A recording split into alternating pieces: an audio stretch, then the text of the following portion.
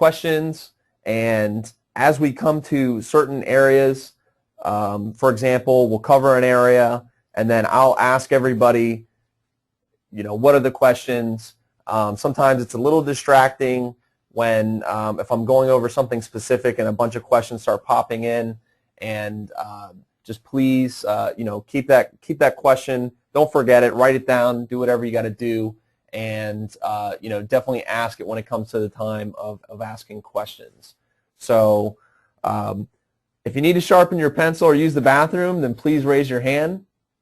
And that's just a joke. My wife's a teacher, and I know she gets to say that like every year.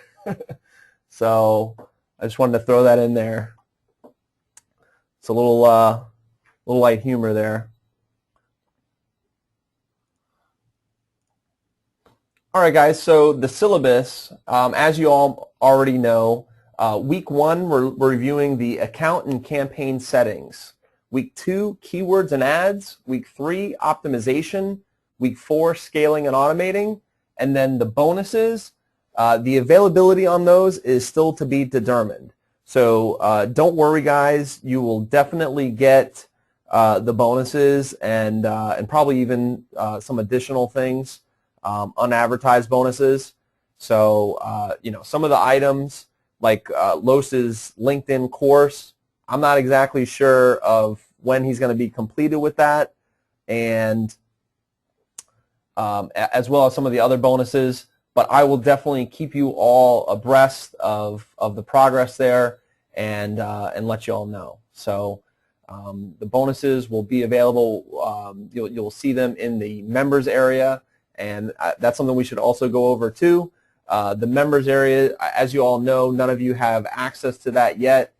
We just put the finishing touches on it today, and we will send out a link so that you can get registered for the members area and watch the replay for this week as well as in future weeks, and that's where the bonuses will be contained as well. And the replays generally will go up within a day or two. So depending upon the time that we finish, sometimes we may finish at 11 p.m. Eastern time, and a lot of times I then start encoding the video and leave the office, and then the next day come back, and then it takes about an hour or so to get that uploaded. So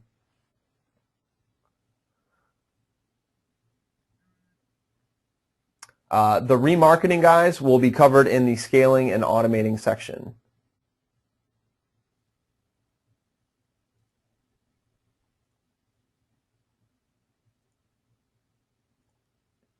Okay, so let's cover an overview of what we're going to learn tonight. So first we're going to go over account settings, then we're going to go cover campaign settings, then we're going to review conversion tracking and how to get that set up properly, as well as the hack that's going to allow you to optimize your account like crazy. And we're going to show you how that Google can do that for you. Next, we're going to cover Google Engage and making sure that you're in compliance and what the eligibility requirements are.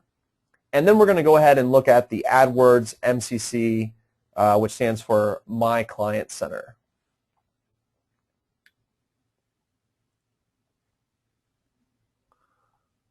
So to begin, we're going to look at account settings. So first of all, when you're setting up an account, it's very important to select the correct time zone. This can usually not be changed, so you want to make sure that whatever account you have set this up under, that the time zone is set correctly, because you cannot change it in the future. It may be possible to twist somebody's arm at Google to get it done for you, but make sure that you don't mess that up. Okay, then billing. You want to select post-pay billing. And the reason is two reasons. One is that this is another item that cannot be changed, and Google will kind of give you a little bit of a leash. So if your monthly budget is $500, they may only charge you $300 in that month, and then another $200. But basically, a lot of people ask when they may stop their account, why is Google still charging me? And it's not because your ads are still running. It's because, they gave you a leash. They are basically giving you credit, and that's a good thing. Also, too, that with the post-paid billing, that's going to keep your account rolling, without any restrictions, as long as your payment clears. So if you do prepaid billing, then as soon as that budget is depleted, then your ads are off until you go in and manually submit a payment. So the next thing is auto tagging. You want to make sure that this is enabled. And don't worry, guys. As soon as we're done with this slide, I'm going to go ahead and log in and do the live walkthrough section, so you'll see exactly what I'm referring to. But the auto tagging, you may be familiar with something called UTM codes. And UTM codes allow your analytics, or Google Analytics allows you to code links to tell Google Analytics what the source was. So for example, the tagging could be UTM_source equals Google, or UTM_source equals Facebook. So depending upon where you're advertising, those are some things that you may want to manually code, but with Google AdWords, you don't need to add that to your ads. And guys, this is a huge time saver. I can't tell you how many times I added the UTM codes, which is UTM_source, UTM_medium, UTM_campaign in Google AdWords when all I needed to do was have auto tagging enabled.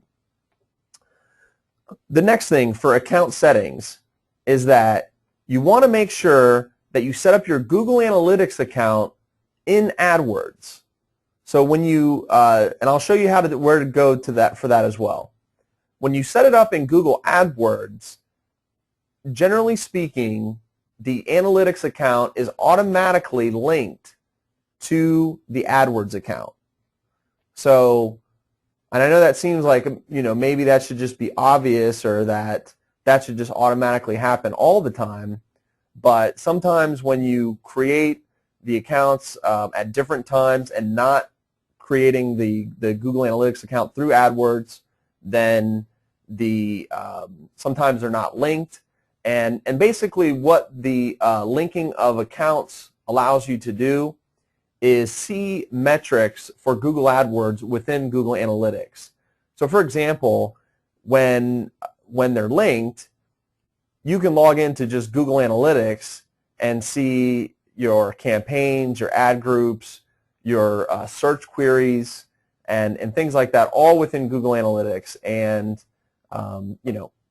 depending upon what you like to use, Google Analytics offers some different things that maybe AdWords doesn't. So anyways, you want to make sure that you create the Google Analytics account when you're logged into AdWords. And the last thing on account settings is that you want to make sure that the data sharing settings are enabled between Google products. And the reason why is that if it's not, you may not be able to see your AdWords data within Google Analytics. And if you ever go to set up phone call tracking, which we'll talk about later, and you need to import conversions into Google AdWords from Google Analytics, then if the data sharing is not enabled, then it won't work. And I know that some of these, may seem like monotonous details, but listen, guys, later on in the evening, I'm going to share with you a source on phone call tracking and how you can actually see phone calls as conversions within Google AdWords. Well, in the past, I thought I had everything set up properly, and for the most part it was, except for just one checkbox and in Google Analytics that that wasn't checked, and I spent hours trying to figure this out. And I mean, essentially, we lost about a week or two of data because it appeared as though everything was set up properly, and it wasn't. There was the last thing that needed to be checked. So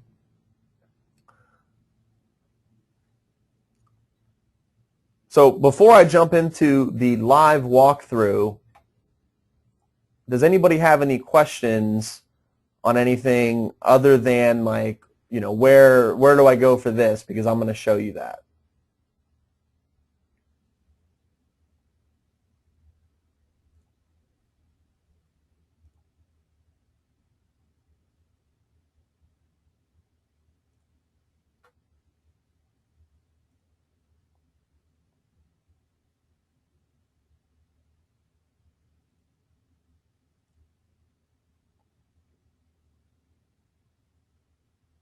Yep, guys, you're going to get the full, all the different resources will be included in the members area.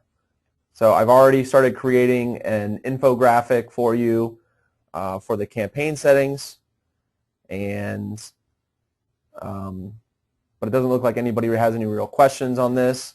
So I'm just going to go ahead and jump into the account settings real quick.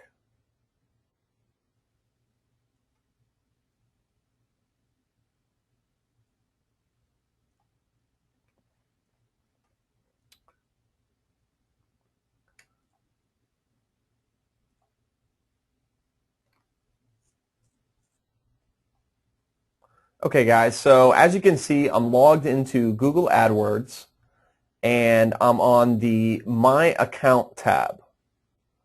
So right now I'm on the Account Access, and then you can see over here on the left, I'm going to go ahead and click Preferences.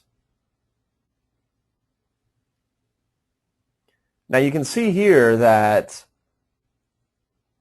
this account, you know, in terms of the time zone, I'm actually on the East Coast.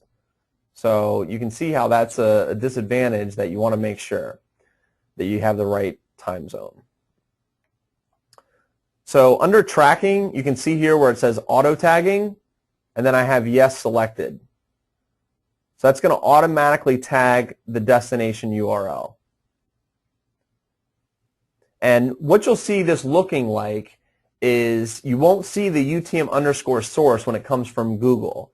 What it will look like is you'll see it'll say question mark and then gclid, GCLID equals, and then a long alphanumeric string. And basically that's what enables the Google products to be able to talk to one another and map out where the click came from. So Google Analytics, that's what it uses. It syncs up with Google AdWords, and it knows that this gclid, you know, came from this campaign, from this keyword, so on and so forth. So under here, under billing, this is going to be something that when you initially set up the account that you'll want to go ahead and select. So as soon as you create your first campaign, Google has the button down, and it'll say like continue, and it'll say go to set up billing, and you want to make sure that you enable post pay.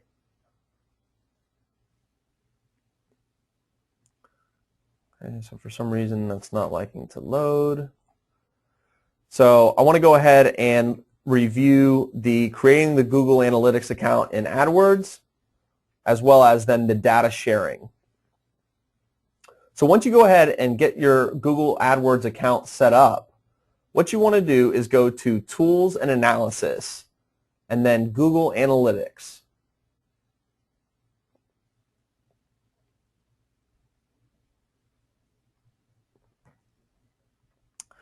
So as you can see here, I've got a bunch of different sites. Yours may, you know, not have any, but basically this is where you can go to add a site. For example, you can see I just clicked admin, and then I can just click New Account. And when you do it in this fashion, this is the data sharing settings that you can see. Now, obviously on this screen, when you do it this way, it's right there, it's already checked, and you'll be good to go.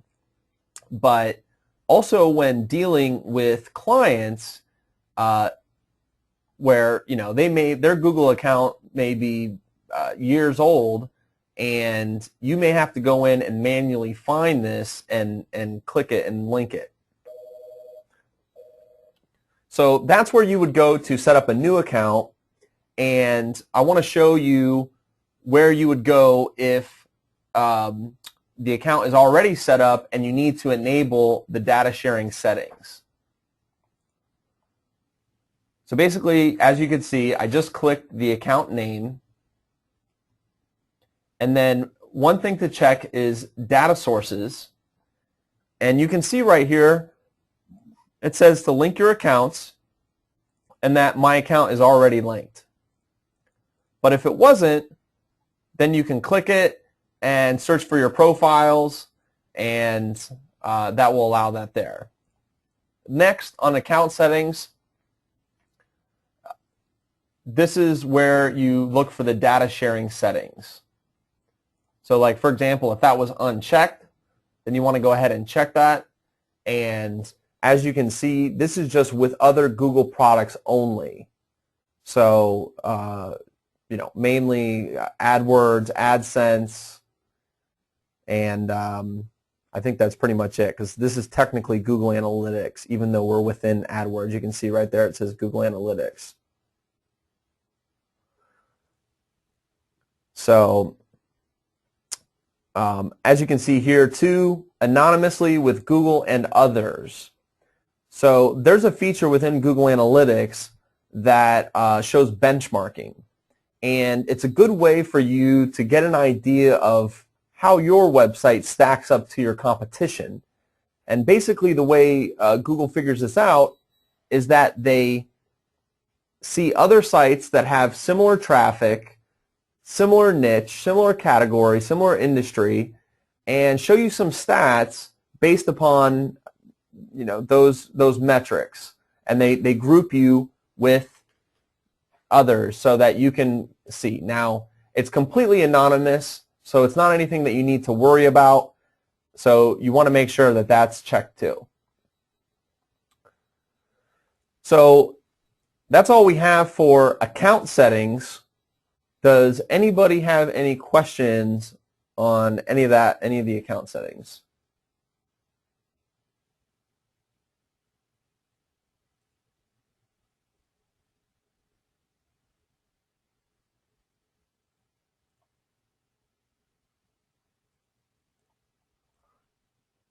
Okay, great, guys. So everybody looks good to go. So let's keep moving. So now we're going to review campaign settings. And this is a little bit lengthier and a little bit more fun. So campaign settings. So generally you want to select the type search network only. And once again, we're going to rattle through all the different campaign settings, and then we'll go ahead and jump into the live walkthrough, and I'll go in and show you each of the different areas again. So generally you're going to want to select search network only. That will make sure that you're only in the search network. So for example, in the audit process, one of the things that we looked at is the display network enabled in with the search network?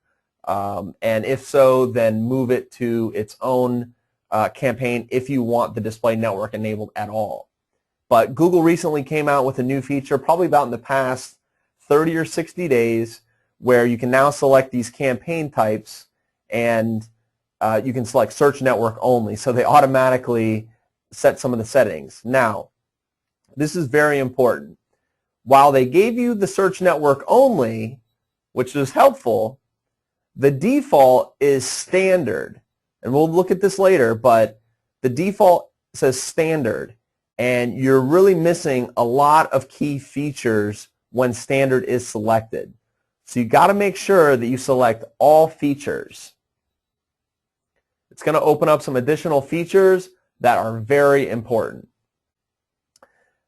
Then you're going to want to go ahead and include search partners. So search partners are sites like AOL that host Google's results. And generally, it's cheaper traffic. And in week 3 in the optimization, I'll show you how to look and see if those search partners are working out. And so you want to go ahead and include those right off the bat. I've been having good luck with them lately, so that's why I recommend that. The next setting you'll see is going to be devices. So you'll then need to click the radio button that says let me choose, and then desktop and laptop computers. So some of you may be thinking like, oh, well, I want to show my site to mobile visitors and things like that. And if you do, that's fine. If you have a mobile optimized site, that's great. But just as we covered in the audit, you want to make sure that you silo the campaigns for the different devices. So I always start with desktop and laptop computers, but later on in week 4, I'll show you how to take that campaign and clone it and change the device in seconds using AdWords Editor. But I always start with desktop and laptops, and if you know, hey, I want to start with mobile, then just select mobile. But the main thing is that you don't want to have all devices checked. You want to make sure that you click on let me choose and then desktop and laptop computers.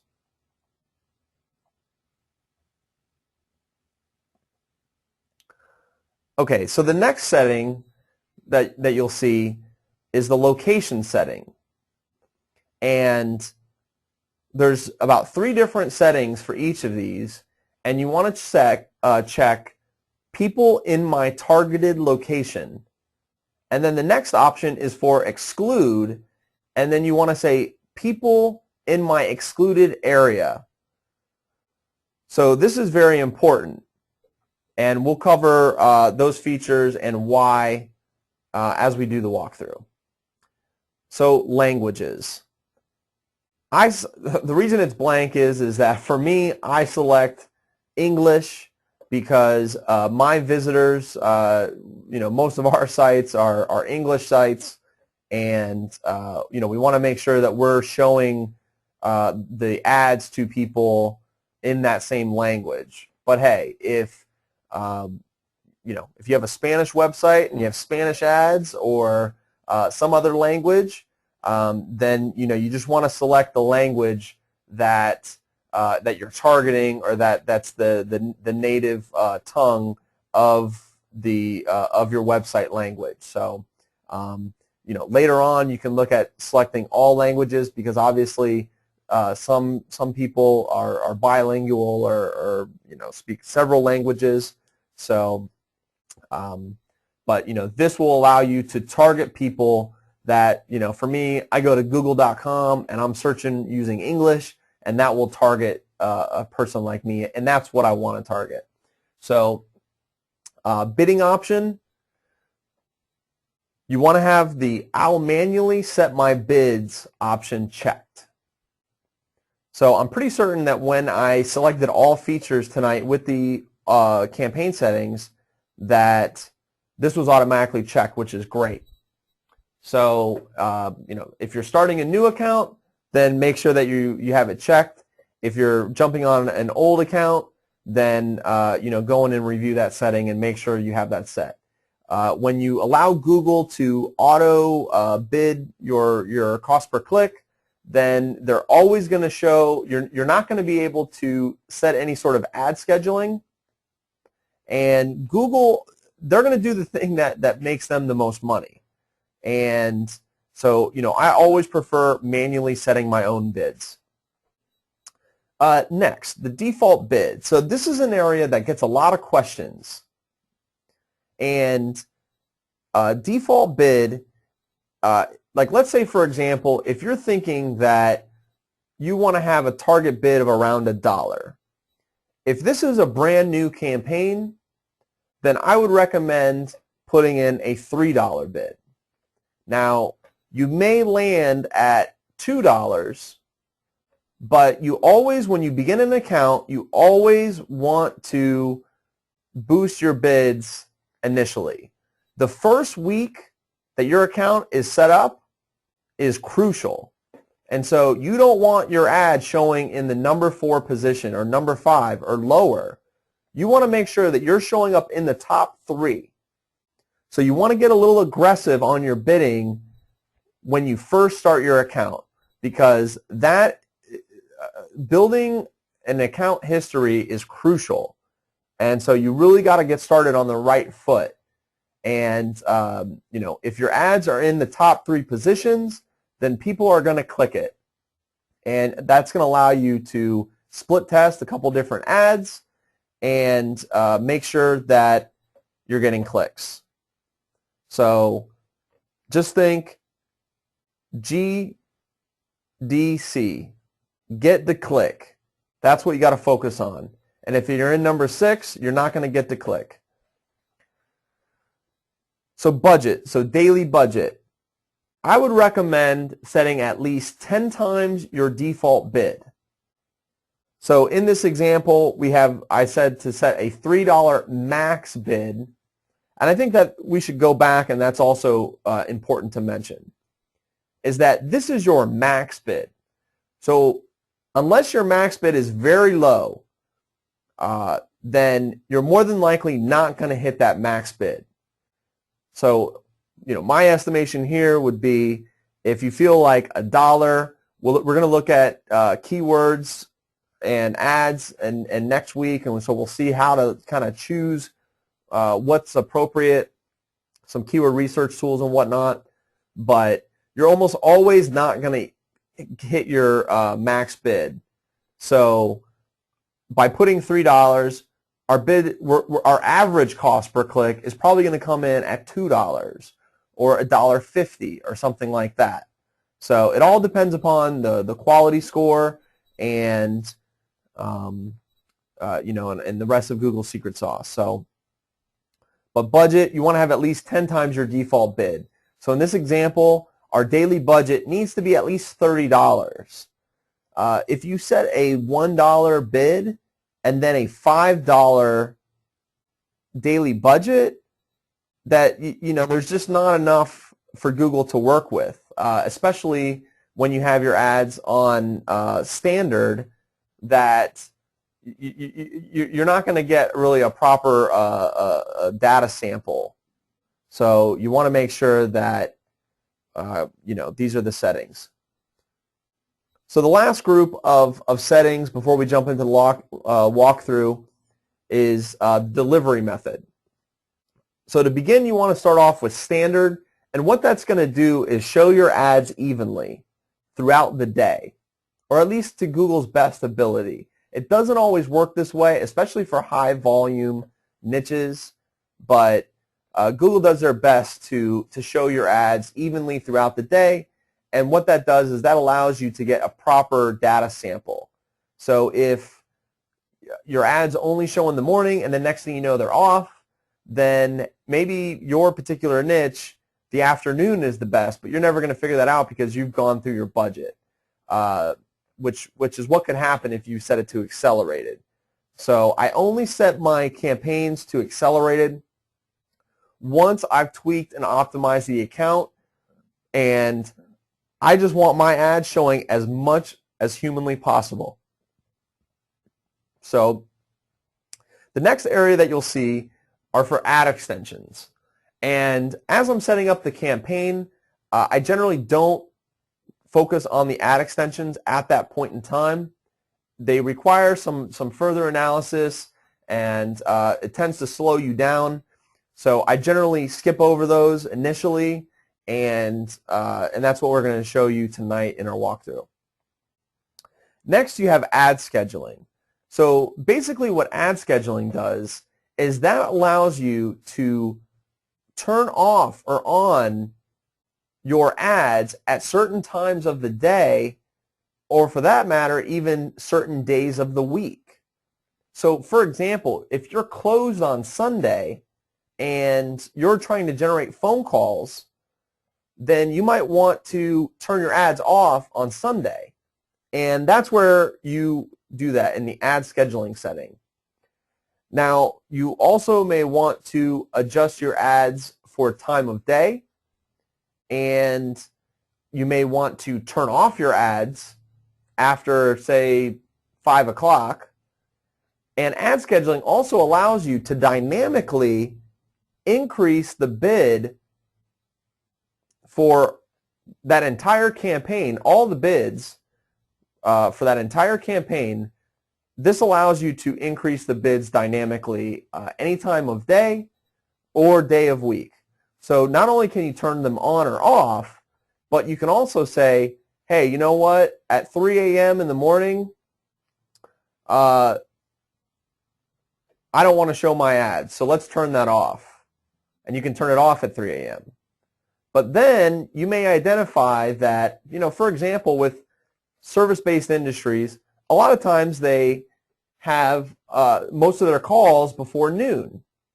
So maybe between 8 and 12, you may want to increase your bids by 50%.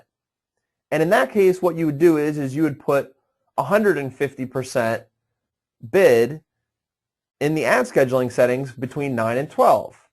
And so what that would do is that if you had a $1 max cost per click bid, then it would move you to a $1.50 max cost per click bid. So the next thing is ad rotation, and this is also very important. So the default setting for ad rotation is optimized for clicks, and it might as well be called optimized for Google. So whereas rotate evenly allows you to truly split test your ads. So you know, just to kind of highlight how both of them work, optimize for clicks, if let's say you have an ad group with 2 different ads, then Google's going to show each of those, well, they're going to make their own prediction on which one's going to have the higher click-through rate, and they're going to give that one preference initially anyways. But then they're going to kind of start to show your ads a little bit, and whichever one that they feel is going to get the most clicks, they're going to start showing that almost 100% of the time. And sometimes that can definitely help you increase your quality score, but it doesn't allow you to split test your ads for things like cost per conversion or number of conversions. So, you know, it may, you know, they select, you know, the ad that's going to show the most, that's going to have the most clicks, but that ad may not be the ad that gets you the most conversions. So you want to start with the rotate evenly setting. Next, you have keyword matching options. And this is something else that Google recently integrated in the last probably 60 days. And by default, it's automatically checked to include misspellings and close variants and plurals. So hopefully most of you have heard of exact match and the different match types, where exact match in the past was always the exact keyword phrase that somebody typed in, not any plural. So if they typed in dancing shoes, then, and that's what, and you had the exact match for dancing shoes, it would only trigger when that's exactly what they typed in. If they typed in dancing shoe, then it would not trigger your ad.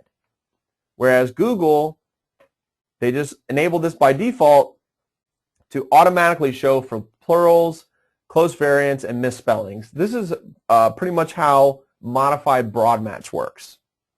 And if you're in a niche that doesn't have much traffic, then it could be an okay setting, but I do not recommend leaving that option enabled. You want to set do not include close variants.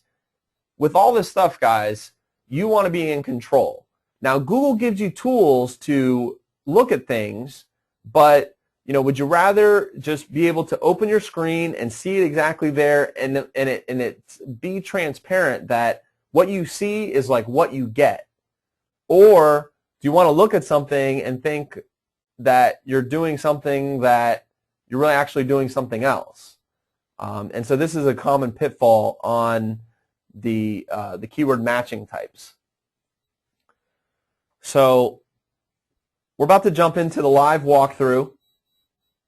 And does anybody have any sort of clarification questions on what we just covered here with the PowerPoint?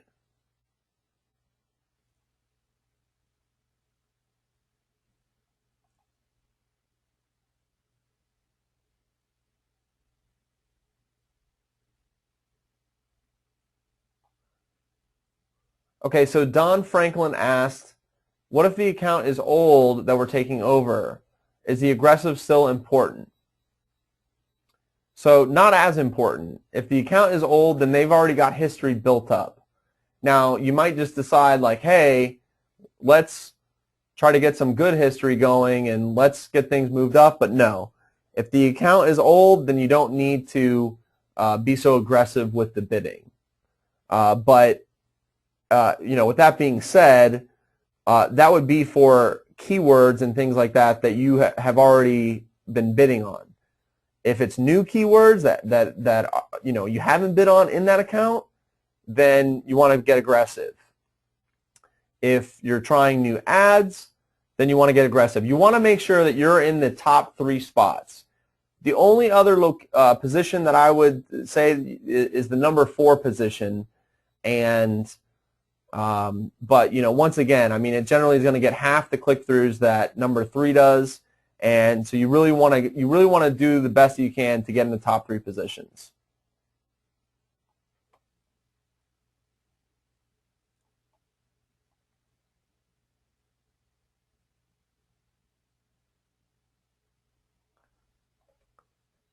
So Mike's asking about split testing, and Mike, we're going to cover that next week. Yuri asks, how long do you need to be in the top spots to build history? Generally, I'm seeing a week. So that's why that first week is very important.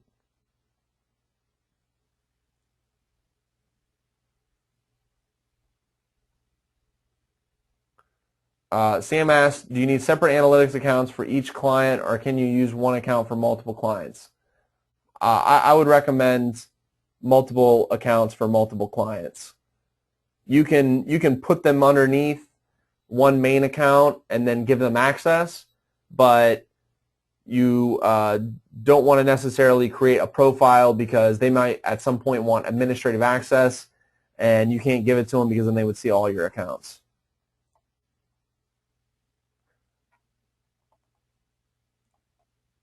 And then for Krista and Sherry, I think you guys might have come on a little late. Yes, we're going to have the slides in the members area as soon as that's launched, and everything will be there.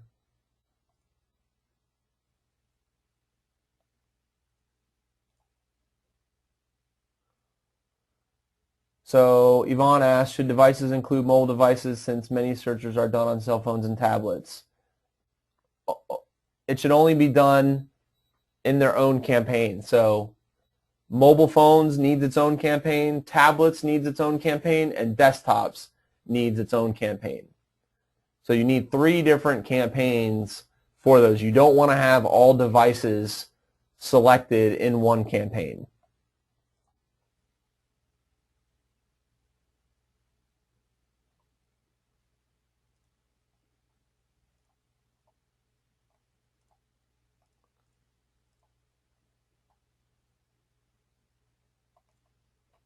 Okay, guys, anybody else have any questions in regards to campaign settings before we jump into the live walkthrough?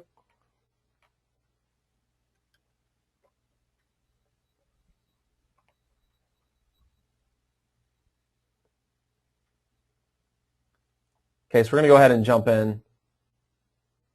So I actually want to try something else too. So let's see here.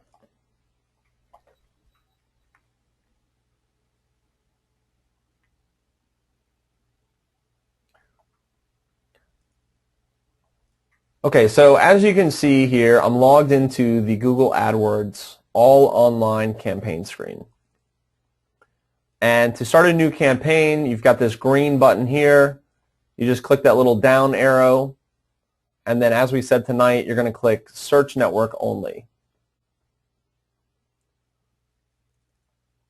So you want to go ahead and give this some sort of name. A lot of times, and we're going to talk about structure next week, but generally speaking, the campaigns should be similar to the categories on your website.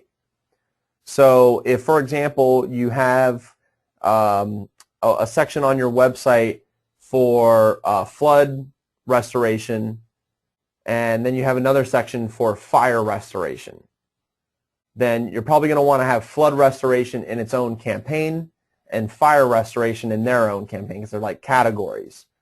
So something else too that I usually do is I'll add this. I'll add desktop, because remember, we're going to create campaigns for each different device type.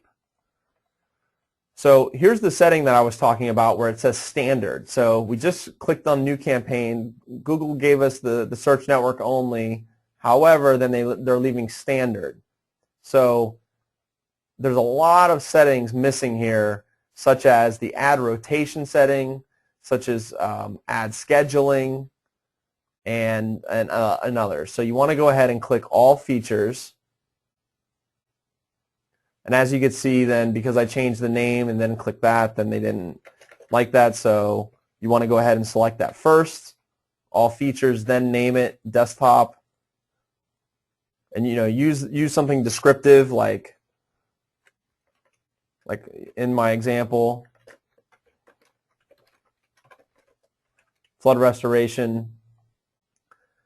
Sometimes what I'll do too is that, remember, on the campaign level is where you geo-target. So if this is the desktop and then maybe the geolocation, so maybe like for me this is desktop and then WPB, which stands for West Palm Beach.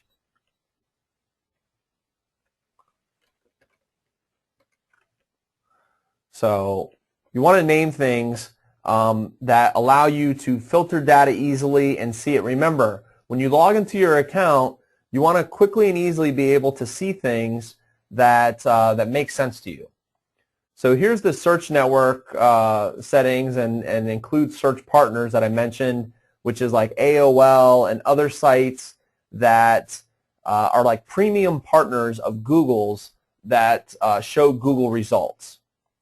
So as you can see here, all devices is automatically enabled, which is going to be desktop, laptop, mobile, and tablets. Well, guess what? Your website might not be mobile optimized.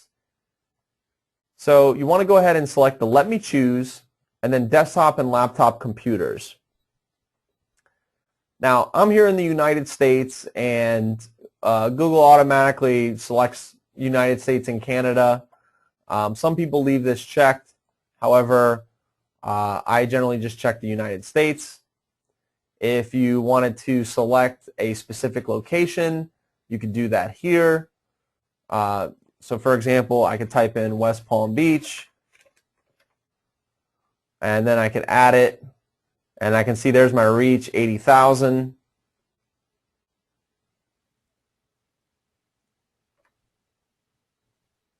You can also type in a zip code.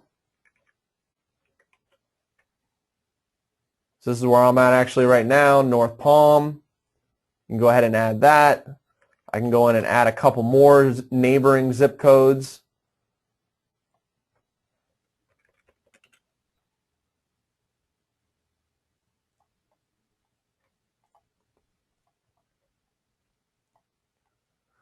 Okay, so one of the things that we talked about was location targeting options and how not to do it. So this is, as we said before, Google resorts to the most broad setting that's going to make them the most money.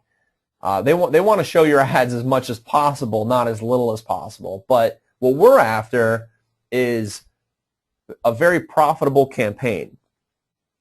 So I like the setting people in my targeted location and then people in my excluded location, so that I know that if I want to exclude a certain zip code or city, then I'm excluding people that Google thinks are physically in those locations. They're not, in New York searching West Palm Beach dentist. Now, this is what I recommend that you start off with. You can also segment your campaigns with these different settings. So you could have one campaign that has this setting and then another campaign that has this setting, just like we do for the devices. And that will allow you to easily see, without going into any fancy reports, which one is performing the best. Now, if you're in a very niche area, you may, or small area, you may want to have this selected because you may not get the number of searches that you're looking for. So there's the languages. Google automatically selects English for me, and as I mentioned, I'll manually set my bids for clicks. That was also set by default. Here's our default bid. I'd set to put in $3. Budget of at least 10 times the default bid. So I like to do 10 times, or I like to kind of change the numbers. I don't like to use even numbers, so I would put 33. Basically, my thinking behind that is that most people would put round numbers, so 50, 100, 30, 10, 15, so I'll do 33. And a lot of times too, for the default bid, instead of putting $3, I'll put like 301 or 311 or 310 or something like that, because in my mind I'm thinking that most people are just going to put $2 or $3 or $1.50 or $1.75. So if somebody else puts $3 and then I put 301, if our quality score was the same, then that would boost my ad rank just above theirs. So that's a little tip for you guys. So here's the delivery method, and you can see here that we've got standard selected automatically, and that's preferred. That's going to show your ads evenly throughout the day. Then here are the ad extensions. We'll cover more of those next week, but these are what I say to leave till later. And then under here, under the advanced settings, so you got these little boxes here to click on to expand, and ad scheduling. So this is like a really cool feature. Now obviously you can see too that if you're doing some sort of event marketing, then you can put in an end date. So for example, we do a lot of event marketing for different clients, and a lot of times if the event is on the 21st, you may want to stop the ads on the 21st, or the next day. You could also then jump in and target it very nicely with day and hour, but that's basically where you can do that. So if you're doing any sort of event marketing, then you definitely want to take advantage of that setting, because I can't tell you how many times you set something up and you think, oh, I'll go back to it later, and then you forget about it, and next thing you know, it's been running for a day, or your client calls you and says, hey, we're now in August, why are you using last month's ad creative?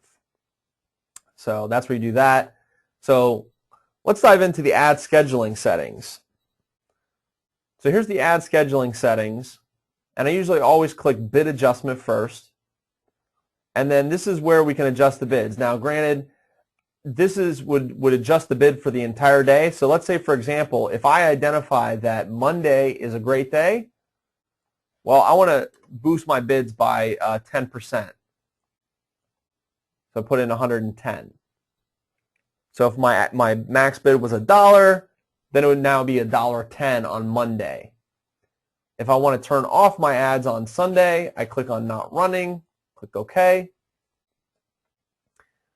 You can also then change it by time of day. So, and here's how we do that. And obviously this is another reason why it's very important that the time zone is set properly. So let's just say that I want to start showing my ads from, let's say I want to show my ads from 8 a.m. to 5 p.m. And let's say I've identified that most of the calls come in before 1 o'clock. So maybe what I'll do is go ahead and select 8 to 10. And I already identified that Monday's a good day, so we've got 110% already. But let's go ahead and jack that up a little bit more. And then you want to click Add Another Time Period. And then you're going to start where you left off on the last one. So this is from 8 to 10. So then we want to say from 10 to, let's say 12, that it's like the best time. Like 10 to 12 is the hottest time. I mean, the phone is ringing off the hook. So maybe I want to go 130%. Or you can go 150. Let's go 150. So we're starting to kind of ramp up from 8 to 10. We boost it up just a little bit. Then we shoot up at 10 a.m. And this is going to make your ads, or maybe you're in the 3 position. This is going to take you to number 2 or number 1 position. So you're just getting maximum effectiveness. So then we want to say from 12 to 1. It's not as good as 10 to 12. So let's maybe bring that down, but it's actually better than 8 to 10, so let's bring that down to 130. And then I said I wanted to run my ads till 5 o'clock. So here's something else too, is that when you're reviewing your stats, you're going to see a number for the hour. So it'll just say like 01 for 1 a.m., 02 for 2 a.m. And then 12 o'clock, 12 p.m. is 12, and then 1 p.m. would be 13. So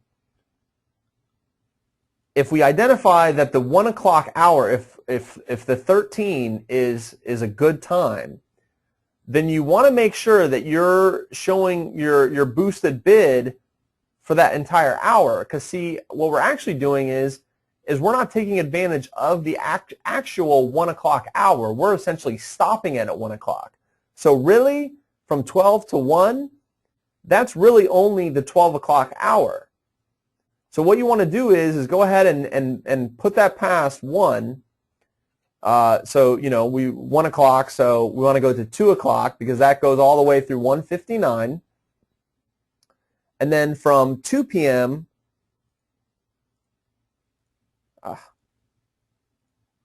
from 2 p.m.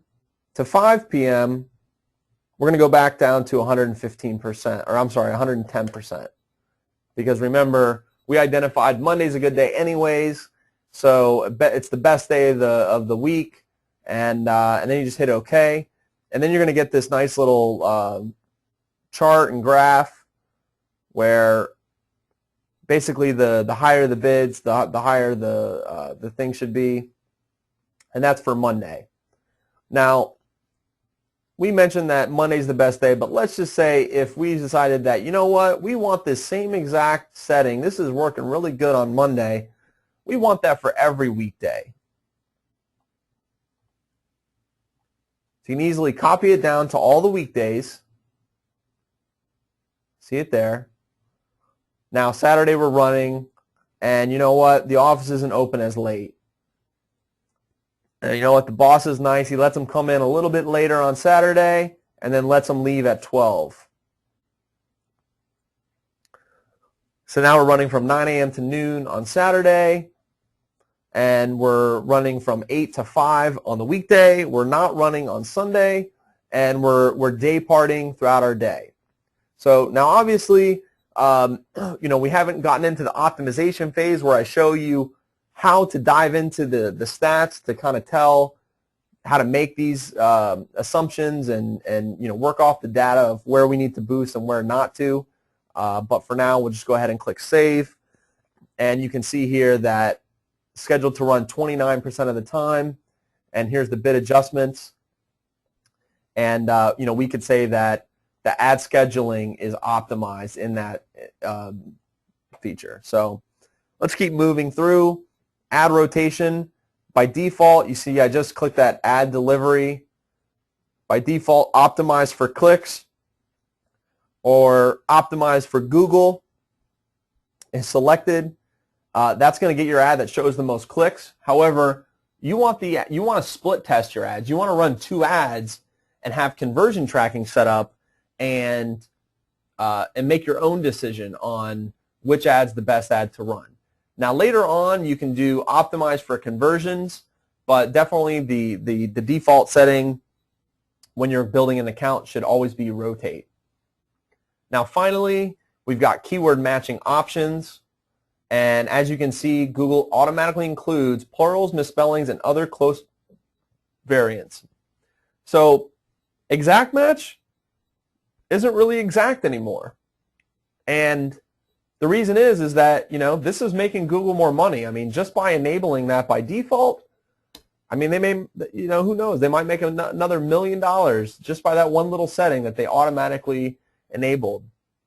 And, and for some advertisers, it may help them, but you want to be in control. You want to have you want to know what's going on, and when you look at a keyword and it's an exact match and it says dancing shoes, that you want to know that that is that keyword.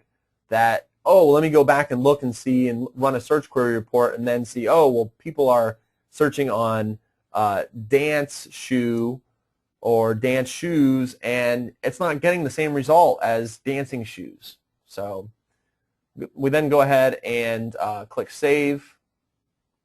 So, okay, because I selected the end date and I didn't put one, and that's what they were barking about. So then you move on to the ad. So that's it for campaign settings. And I see we've got a couple of questions. Anybody else that has any questions on the campaign settings? I'll go through what we have.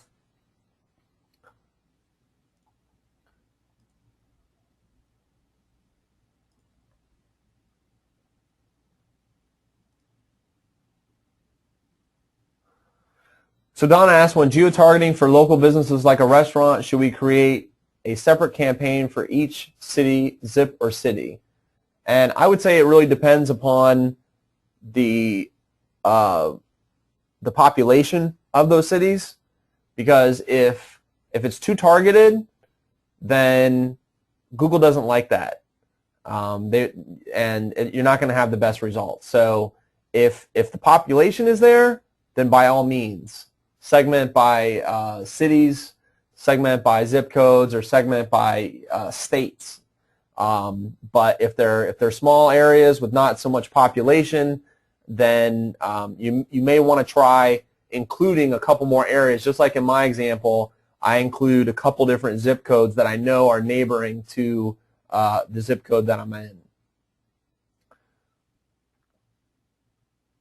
So Jessica C. asks, what if you want New Yorkers to go to your Florida hotel, hit NY zip code, even though ad says FL in it, Google won't switch it?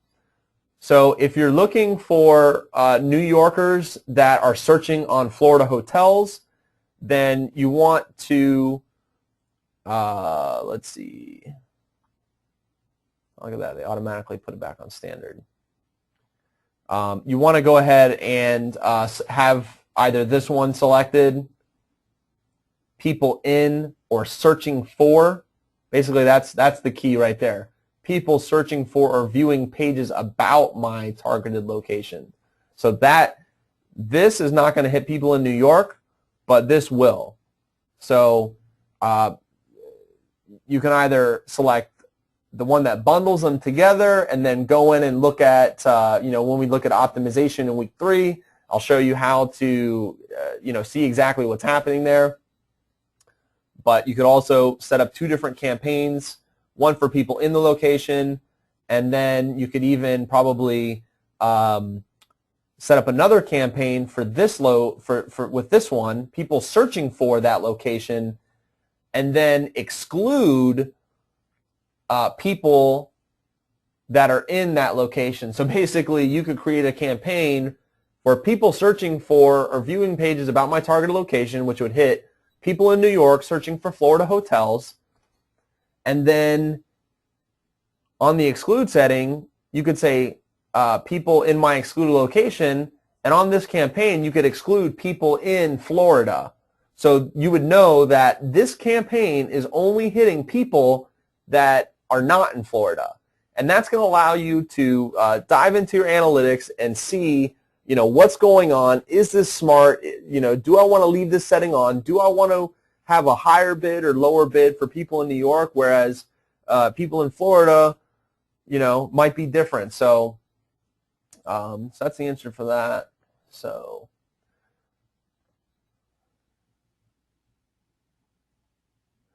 Don, we're going to cover keyword research in week 2, where we're going to go over exactly the bids for the market. But basically, in setting the default bid, then if you have some idea that, hey, I want to be around $3, I always recommend working it backwards. So what do you think your conversion metrics are going to be? If you're going for phone calls, how many clicks does it take to get a phone call, and then what is a phone call worth to you? So, okay, Steve asks a great question. Do we set the time zone for where the client is located or where we are located? And that's a great question, Steven. I would say to set the time zone for your client. So, for example, if you don't, you're going to have unfavorable results. So for example, we have some international clients where today here is actually tomorrow for them. So if you set your campaign end date for Eastern United States and they're in Korea, well, then that's not going to work so well.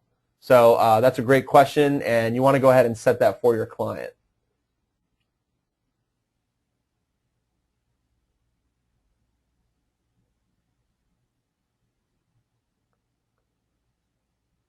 Sherry, the slides are going to be in the members area.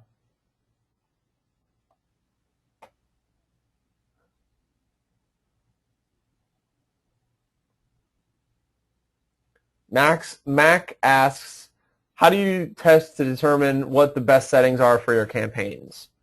So I mean that comes through research and experience, and also through testing and optimization. That basically, just like with the search partners, so we say include search partners.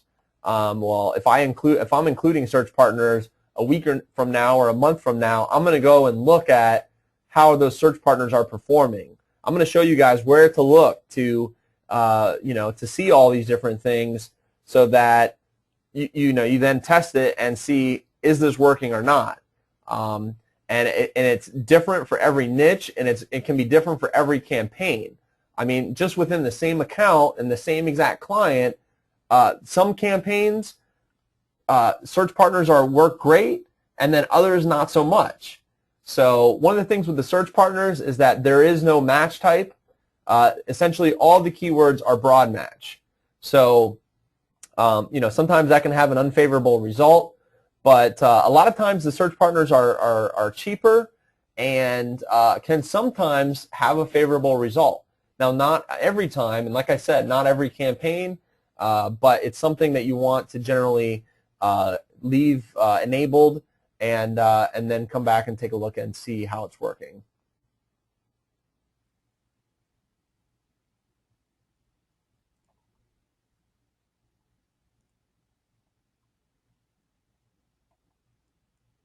Okay, David asked, didn't you want to uncheck plurals, misspellings, etc.? And yes, that's correct. You want to do not include close variants. Thanks for catching that, David.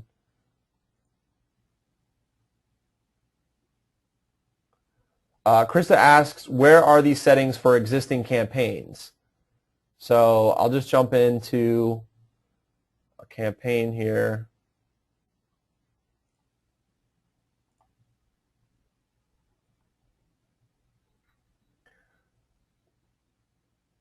let's look at one that actually has something. So you can always then click on the tab that says Settings, and you can see all the different settings here. So like devices, search network, devices all, let me choose.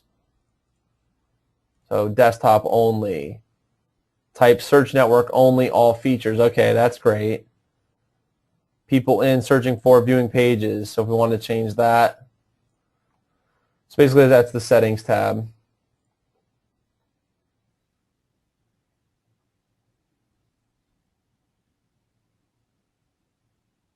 Sandy asks, why do you not want to include the variants on the words?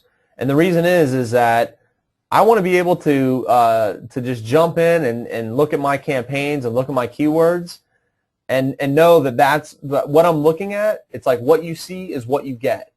I mean, by all means, I could have all devices enabled, and then later on go in and see how each of those are performing. But that's an additional step that you have to take. I would rather just be able to go in and see my campaigns and see the conversion metrics and just quickly and easily know without needing to dive in and look at other reports. Now, keep in mind too, Sandy, that this is just the preferred setting when you're setting up an account. It's not to say that that's always going to be the best setting. If you have very niche keywords that could take advantage of some additional searches, then maybe you want to have that open. But for me, I would rather have a keyword that says dancing shoes and a keyword that says dancing shoe and then dance shoe and dance shoes. I would rather have all those segmented so that I can easily see them and see exactly how they're performing quickly and easily.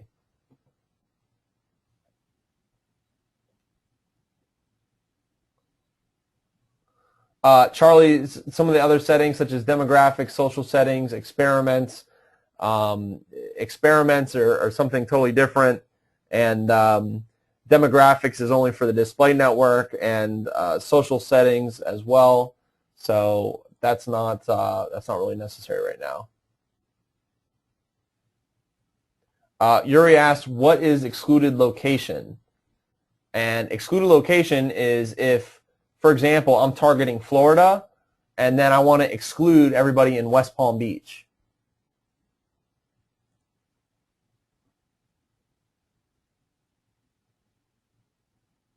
Pamela asks, location for Canada. Do we want to target U.S. and Canada? Can we use let me choose and list Canada? Yes, you can. Mark asks, do you use the radius feature for geographic? And yes, we do. Depending upon, especially for the service industry, where somebody may say we cover a 10-mile radius around our business, then I go on and use that feature.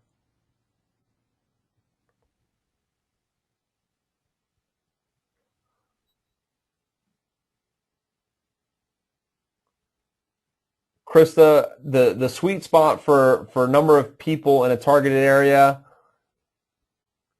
I would say, I mean, at least 100,000. But for Google, the more the better. But with that being said, if it would be better to have a campaign for West Palm Beach and a campaign for Jupiter, and then have highly targeted ads for each of those locations, than to have one campaign targeting Jupiter and West Palm Beach and have like a generic ad. Now, if you have locations in that area and you have location extensions enabled, you can do some fancy dynamic keyword insertion that will include the area. But the main thing is that you want to have the targeted ads, and I would say at least 100,000. But I mean, in terms of Google, the more the better, unless you can target. Get a higher click-through rate by having these segmented campaigns.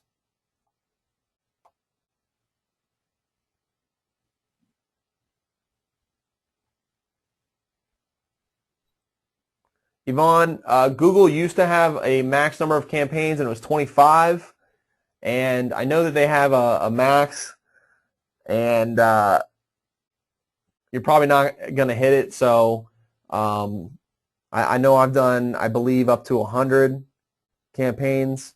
I'm not exactly sure on the exact numbers, but you can have thousands of ad groups, probably hundreds of campaigns, and you know, that's you know, shouldn't be a problem anymore. But it used to be 25, so there used to be a restriction on that, but now that's not the case. Yes, you can choose locations by radius.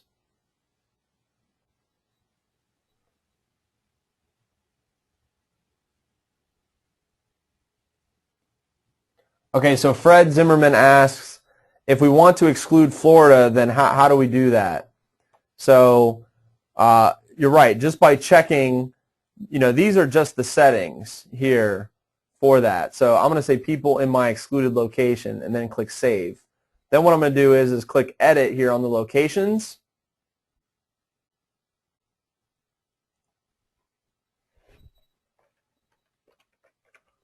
So let's do...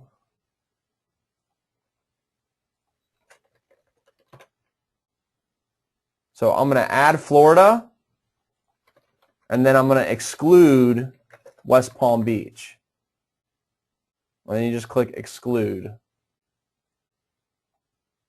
and then Save. And you can see here now it says target locations Florida, but I'm excluding West Palm Beach.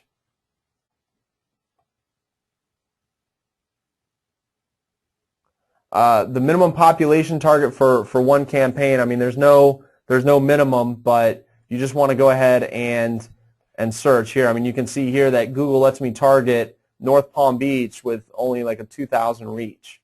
So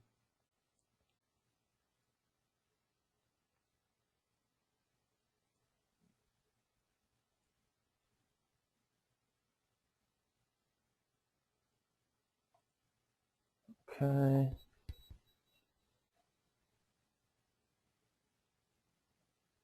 Fred, we're going to cover the conversion tracking soon.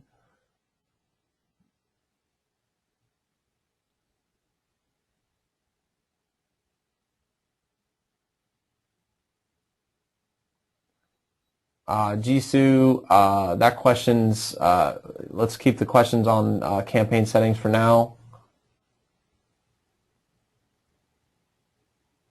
That's right, Gil. Keywords can be expensive in flood restoration. Determining a daily budget, it's basically on how many clicks you want to get, and I'd say at least 10 times your default bid. But I mean, it's all depending upon what you're comfortable with. Just getting started, you need to have at least a 10-time default or daily bid. I'm sorry, daily budget. So if you're bidding $3, then you need to have at least $30. But if you're bidding $1, then you could bid $10, but then you're only going to get 10 or 20 clicks a day. But it's all a matter of what you're comfortable with and what you feel is going to get you the result that you're looking for.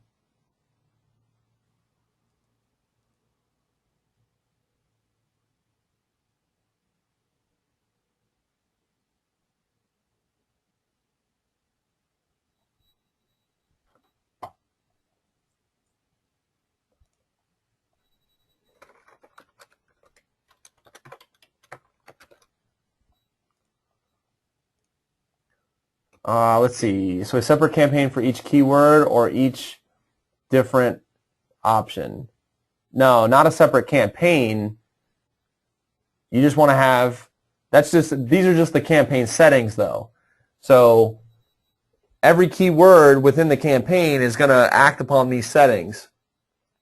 So you're going to have one campaign, but then you would have instead of having one keyword of dancing shoes and then it's automatically covering the variance, you're going to have multiple keywords. So one campaign, multiple keywords, or you could then even segment into ad groups to where one ad group was plurals, and another ad group with singulars. So that's how you want to have that. But you just want to have it so that you can see what's going on. That when you click on things and look at things, like I know that higher website rankings, that's a phrase match. So I know that people are searching on higher website rankings, and that word order is like that. So we'll cover more on the match types next week.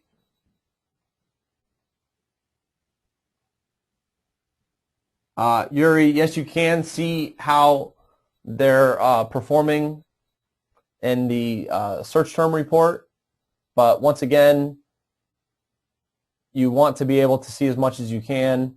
And it's not to say that if you're okay with running search term reports and looking at things, then maybe that's the fine setting for you.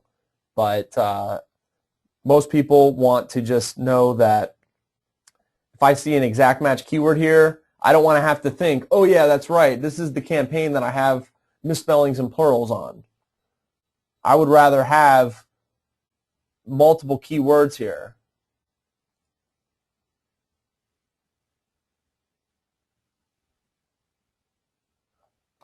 Yuri, you said, I guess my question was how we set the excluded location. So that's what I just went over.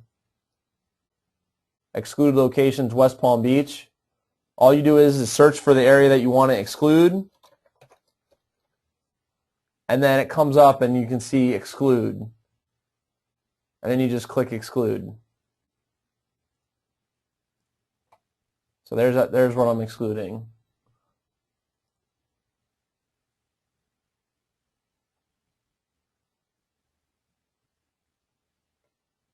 Guys, let's hold all the questions that are not related to campaign settings till after we cover all the material.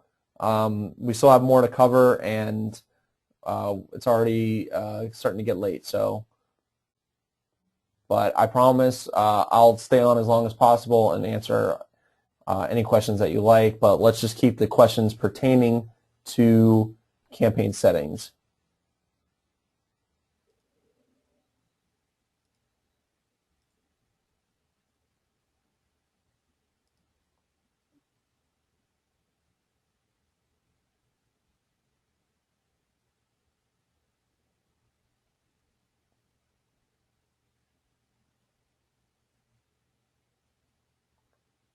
Okay. So all the other questions were in regards to things that we're going to cover in later weeks. So let's keep moving on. Okay, so conversion tracking. So conversion tracking is probably the most important thing with the account. I like to say that if you don't have conversion tracking, then you're flying blind. And guys, I have optimized accounts. I mean, funny, like with my eyes closed, pretty much, just by having conversion tracking on. It's so easy to see when, oh, well, this particular keyword, I spent $500 and I only got one sale, and that sale brought me $100. So this is the most important feature in AdWords that allows you to track everything. By all means, you can measure your keywords click-through rate and your cost per click, but you really got to know your metrics, and you need to know how many conversions you're getting from the keyword and that ad, as well as then the value that you're receiving for that. So conversion tracking tracks the actions that help you optimize the account. And that's like the best way I could sum it up. So a conversion could be a lead, can be a download, a sale, a phone call, etc. I mean, a conversion could be hitting a contact page. So depending upon your situation and what action you want to take, or what action you want the user to take, that you have to define this. You have to define what are your conversions. And you can definitely have more than one. So for example, you could have a lead, a download, and a phone call. Or you could have all four. You could have a lead, download, a sale, and a phone call. And you want to track all these. So the way that you find the conversion tracking code is when you're logged into AdWords, you go to Tools and Analysis, and then Conversions. And then here is the big trick, is that there's a field that says conversion value. Now Google has made it really easy recently for you to fill that in. They used to default it to 0, and you have to manually change the code. But here's what you want to do, is once you define what those actions are, you need to define a value for those actions. And when I say value, I mean something more like profit. So if, let's say this is an e-commerce site, then you could set the value to what's the revenue minus the cost of goods sold. And this is really important for paid search advertising. So, because here's the thing is that, let's give an example. So I've done a lot in the toner cartridge industry, and generally speaking, the margins are really weak. And you might only make 15%. So you sell a $100 item, and you only make 15 bucks. So, then right there you say, okay, well, what am I willing to pay for that sale?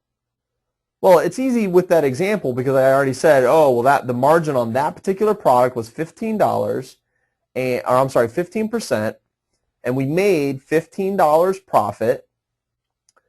So then we can know that we're willing to spend up to $15, let's say, for that conversion. Now, Google gives you the opportunity to see the value per conversion as well. So you can see cost per conversion and then value per conversion. And then you could even see the the difference between the two.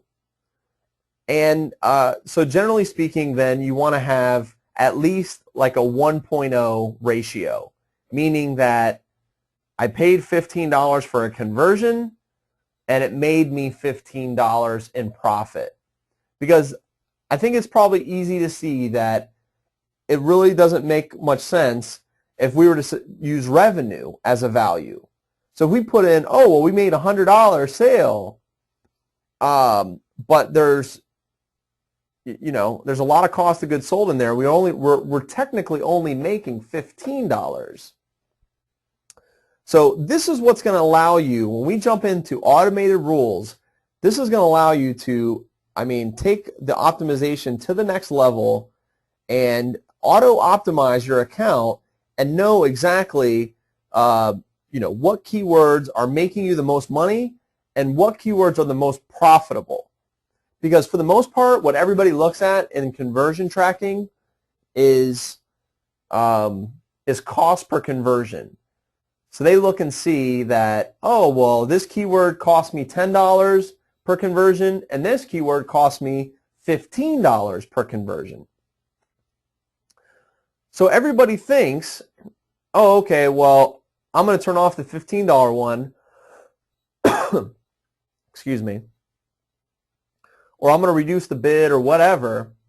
But if you had the value tracking, then you would see that the keyword that's costing $15 per conversion is actually making double what the $10 one is making.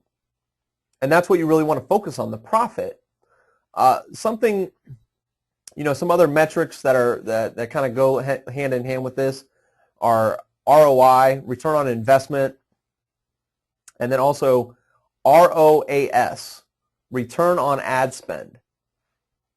So when you're spending $10, you want to know, well, I spent $10, well, how much did I make? Oh, well, you only made $5. Okay, so I lost $5. So it's a negative ROI. And this is really important, especially too when you see keywords that if you have different service levels. So for example, I've done a lot of work in the travel industry and in the expedited passport industry. And you can get an expedited passport in a week, or you can get an expedited passport in a day. And you can be sure that if it's in a day, it's probably 3 or 4 times more expensive than in a week. So certain keywords like emergency passport replacement or emergency passport, that, hey, you know what, the conversion might cost more, but there also might be more profit because it's a bigger sale. So this is key. And I can't tell you how many people I see that don't use this feature and how powerful it is when you combine this with automated rules. Okay, so with conversion tracking then, you want to get the code and then you want to place it on the page the user sees after they take the action. We generally call this the thank you page. So if somebody goes on your website and submits a form, you want to make sure that you take them to a page after that form submits. Sometimes people try to do fancy things with JavaScript and it stays on the same page, and you can still get the conversion tracking to work, but you just got to do an advanced implementation with a programmer. You want to have it to where, you know, they go to contact us and then they fill out the form and then they land on contact-thank you or something, and it says, thank you for submitting our form. We'll get back to you within 48 hours, blah, blah, blah. So, and that's going to allow you to not only track that with AdWords, but then you can also track with goal tracking in Google Analytics. So you want to make sure that you put the code on the page after they take the action. So you don't want to put this code on every page. You don't want to put this on the contact page. You want to put this on the page that they're going to see after they take the action that you defined here. So they type in their, let's say for a download, they go and they type in their information, they hit submit, it brings them to a page and it says, thank you, here's your your PDF download. That's the page you put on.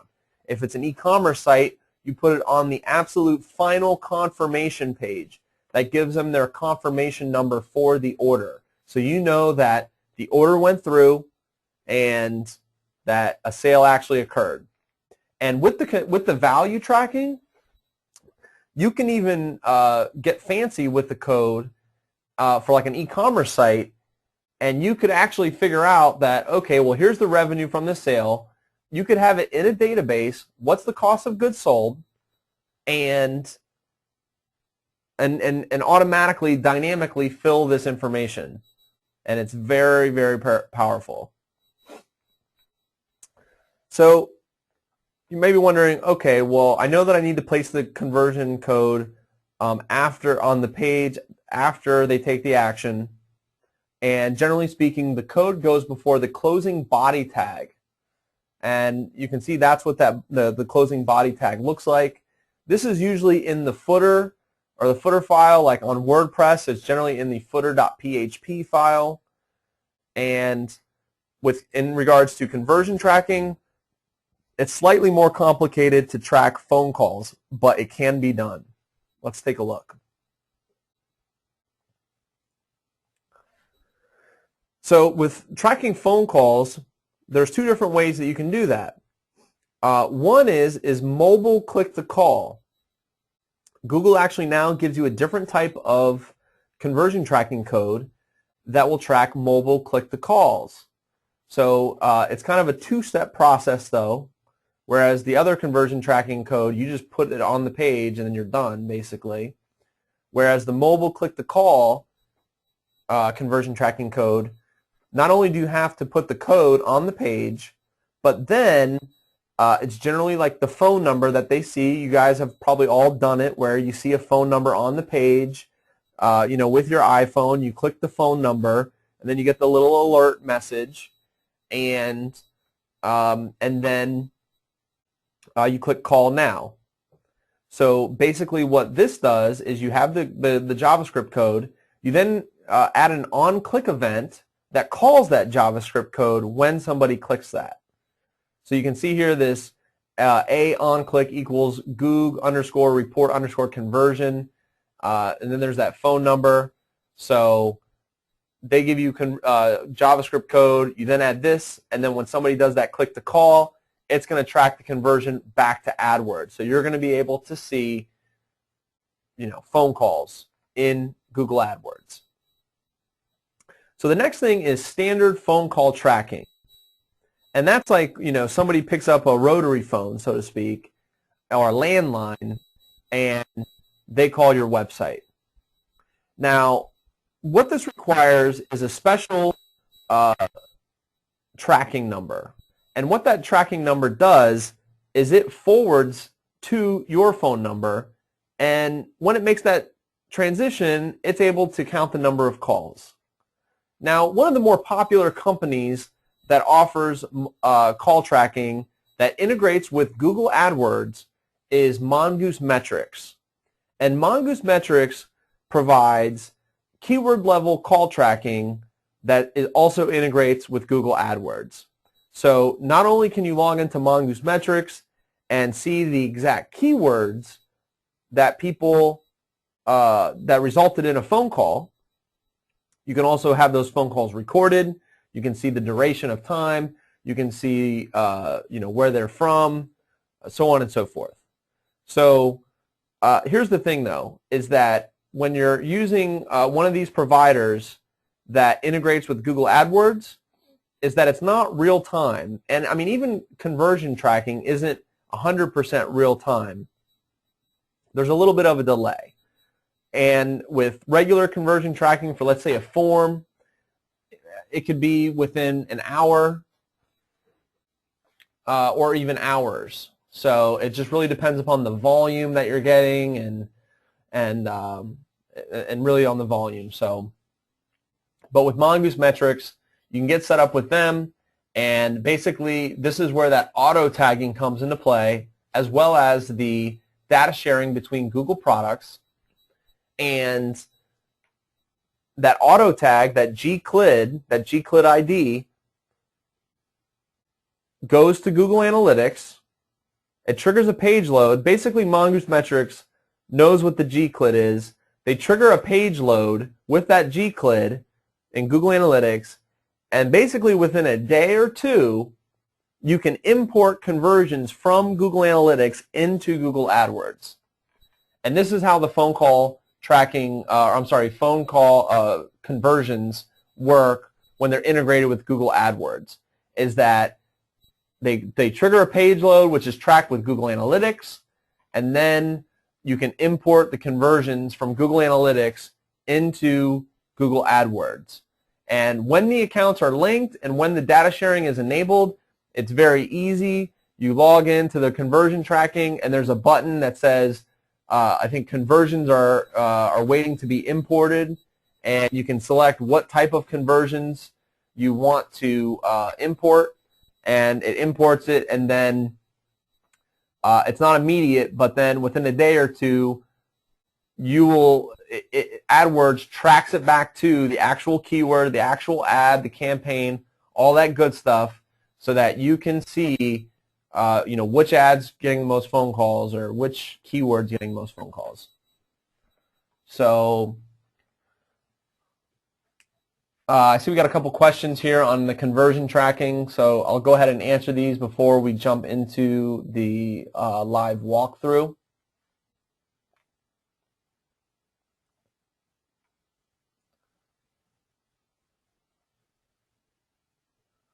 Ron asks, how would you determine a conversion value for a realtor? And basically the way that you would do that is, let's say it's on a lead form. Once again, you can either take a simple approach or you can take a more complicated approach. For a realtor, you could figure out the average number of form submissions it takes to generate a sale. I mean, it's all a matter of if you want to try to track it back to an actual sale, or if you want to just try to quantify it to a lead. So basically, like, obviously if it's a sale, you'd want to know, like, okay, well, somebody submitted a form on a $1 million house versus somebody submitted a form on a $100,000 house. So if you're tracking it to the sale, I mean, even with the lead, that you could say that you know, maybe that the $1 million is you know, better. I mean, it all depends upon your niche and what you're hitting. So, but basically, you could identify that for every 10 form submits, they get a sale, and their average sale nets them $10,000. So if it takes 10 form submits to equal $10,000, then a form submit could be worth $1,000, and that could be the value. You could track it back to a lead, and they could just say, like, you know what, guys, I can buy leads from another company, a third party, and they'll give me all the form submits I can buy for $100. So now that lead's worth $100. The value is $100.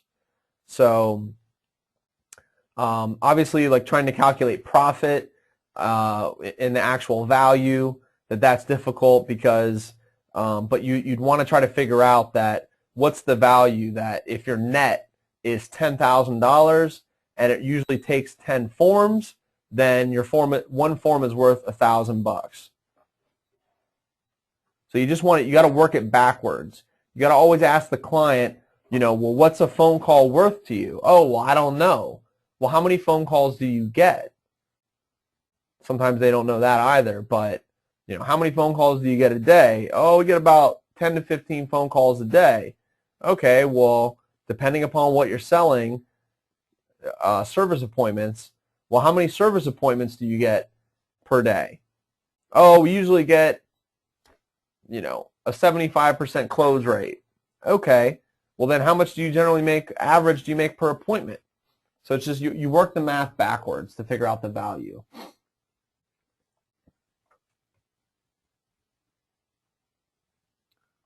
Yes, you have to determine the value for each conversion type. So a sale could be worth, or a form could be worth less than a phone call. And, you know, I work with clients that they've identified that it only takes 8 phone calls to create a sale, whereas it takes 15 form submits to equal a sale. So a phone call is more valuable to them. And you want to set that up per the different types of conversions. And then if you have an e-commerce site, then you need to do this dynamically, where you have your database and you know how much your products cost, you know what they're selling for, and then you calculate that difference and place that dynamically in that area.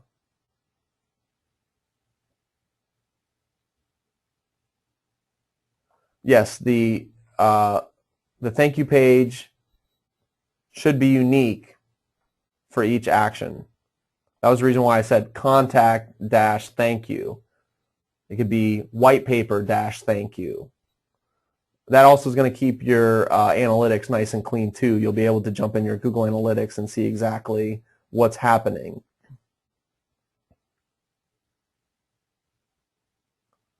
So Krista asked, does our tracking software work for phone call tracking? It's not integrated with AdWords, and it's not, it doesn't show you stats per keyword. Now you could create a different phone number for each campaign or a different phone number for each ad group. You could do some fancy things. I mean, if you only have like 10 keywords, you could provision 10 different phone numbers and just set a destination URL for the keyword to show that phone number. But, you know, that's the only way to make it work. It's not truly like integrated with Google AdWords.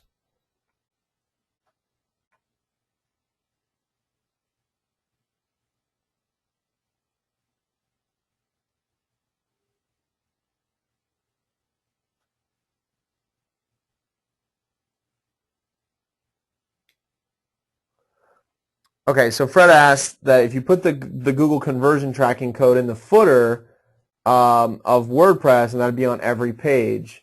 That's a great point, is that if you, a lot of times WordPress has on individual pages, depending upon the themes and the plugins, that on each page you can kind of insert your own custom tracking script that's only on that page, and that's definitely what you want. You don't want the conversion tracking code on every page.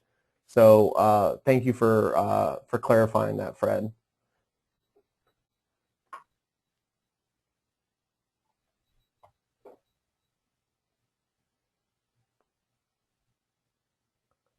Mike, the page load is triggered by the Mongoose metric system. So I mean that's basically, you know, how or why they're in business. So their system triggers the page load that Google Analytics sees that has that gclid ID. So it's like, even though Mongoose is triggering the page load, and I'm not sure where they're at, but let's say New York City, and that there's no like refer information essentially attached to that, just that gclid in the URL, that Google's able to map it back from analytics to AdWords. Hey, thanks a lot, Sam, for the kind words. Sam says it's a terrific webinar so far. So Mike, no, analytic call tracking does not have the same capability of Mongoose. It does not interface with Google Analytics.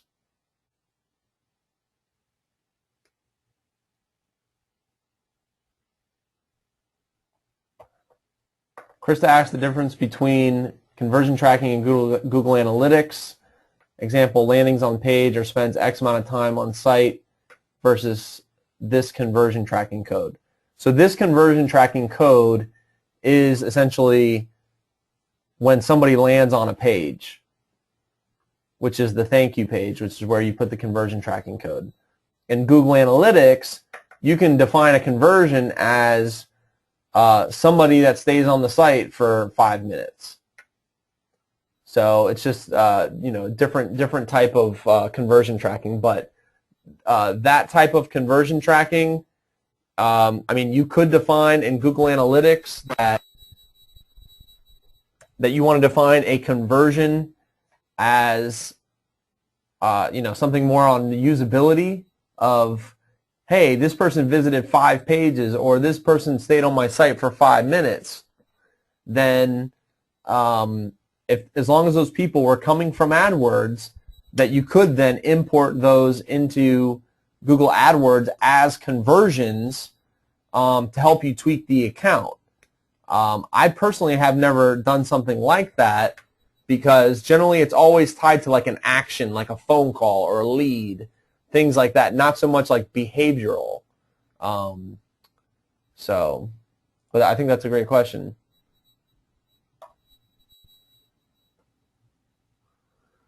So Yuri asked, so it's not possible to track keyword conversion down to an offline sale. And I mean, it basically is, because what you could do is, but I mean, it requires an advanced implementation. Basically, you could keep a log of every session and have a session ID. So every session has a session ID. You could then link that session ID back to where they came from. So what keyword, what ad. And then if, let's say somebody does an offline sale, as long as you give them some sort of code, so if it's like direct response, let's say, where you say, here, get this coupon, as long as that coupon has some sort of code that's like unique to that session and that user, then you could go back in your database and say, oh, look, this coupon code was generated for this session ID, and this session ID used this keyword. So it's, not the easiest thing to do, but it can be done.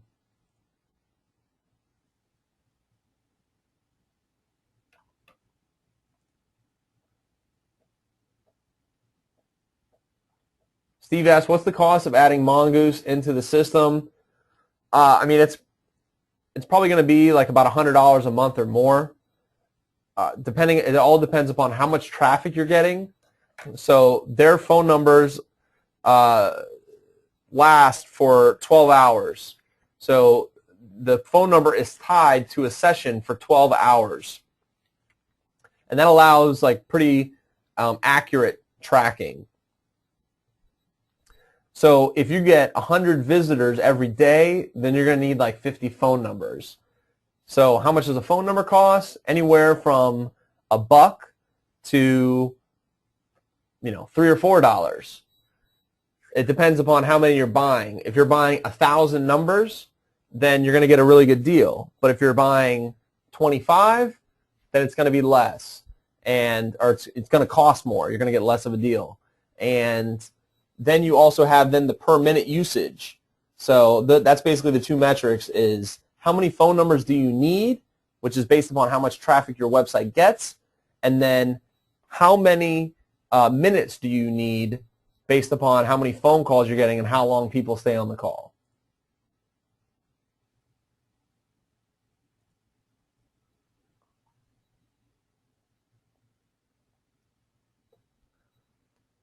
Krista asked for a list of people that provide call tracking that integrate with Google AdWords. The only two companies that I have used other than our own solution, Analytic Call Tracking, is Mongoose Metrics and Century Interactive. So Mongoose Metric, in my opinion, seems to be the best. Century Interactive is also very good, but they're different products. They, for the most part, do the same thing, and but those are the only two solutions that I've actually used. Now, I've seen others out there that say they do these things, but those are the only two that I've actually worked with.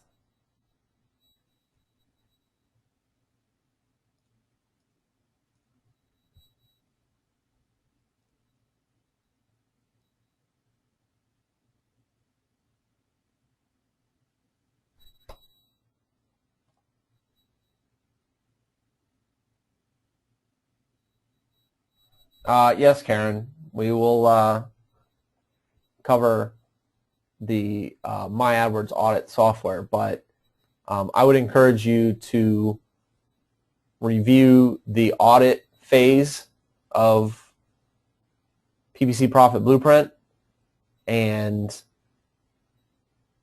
that will help you understand exactly how that tool is getting those metrics.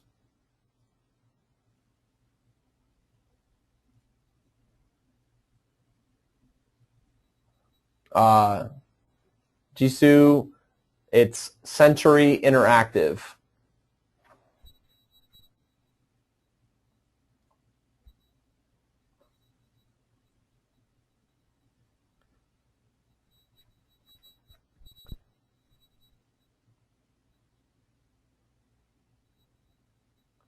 Sherry, the slides and replay will be made available within the next day or two.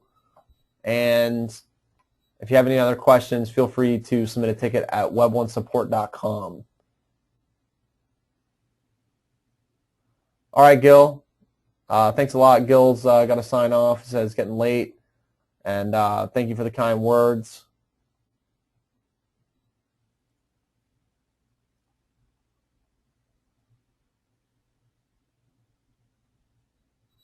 Yeah, and Karen, if any specific questions on what does this mean for the tool, just let me know.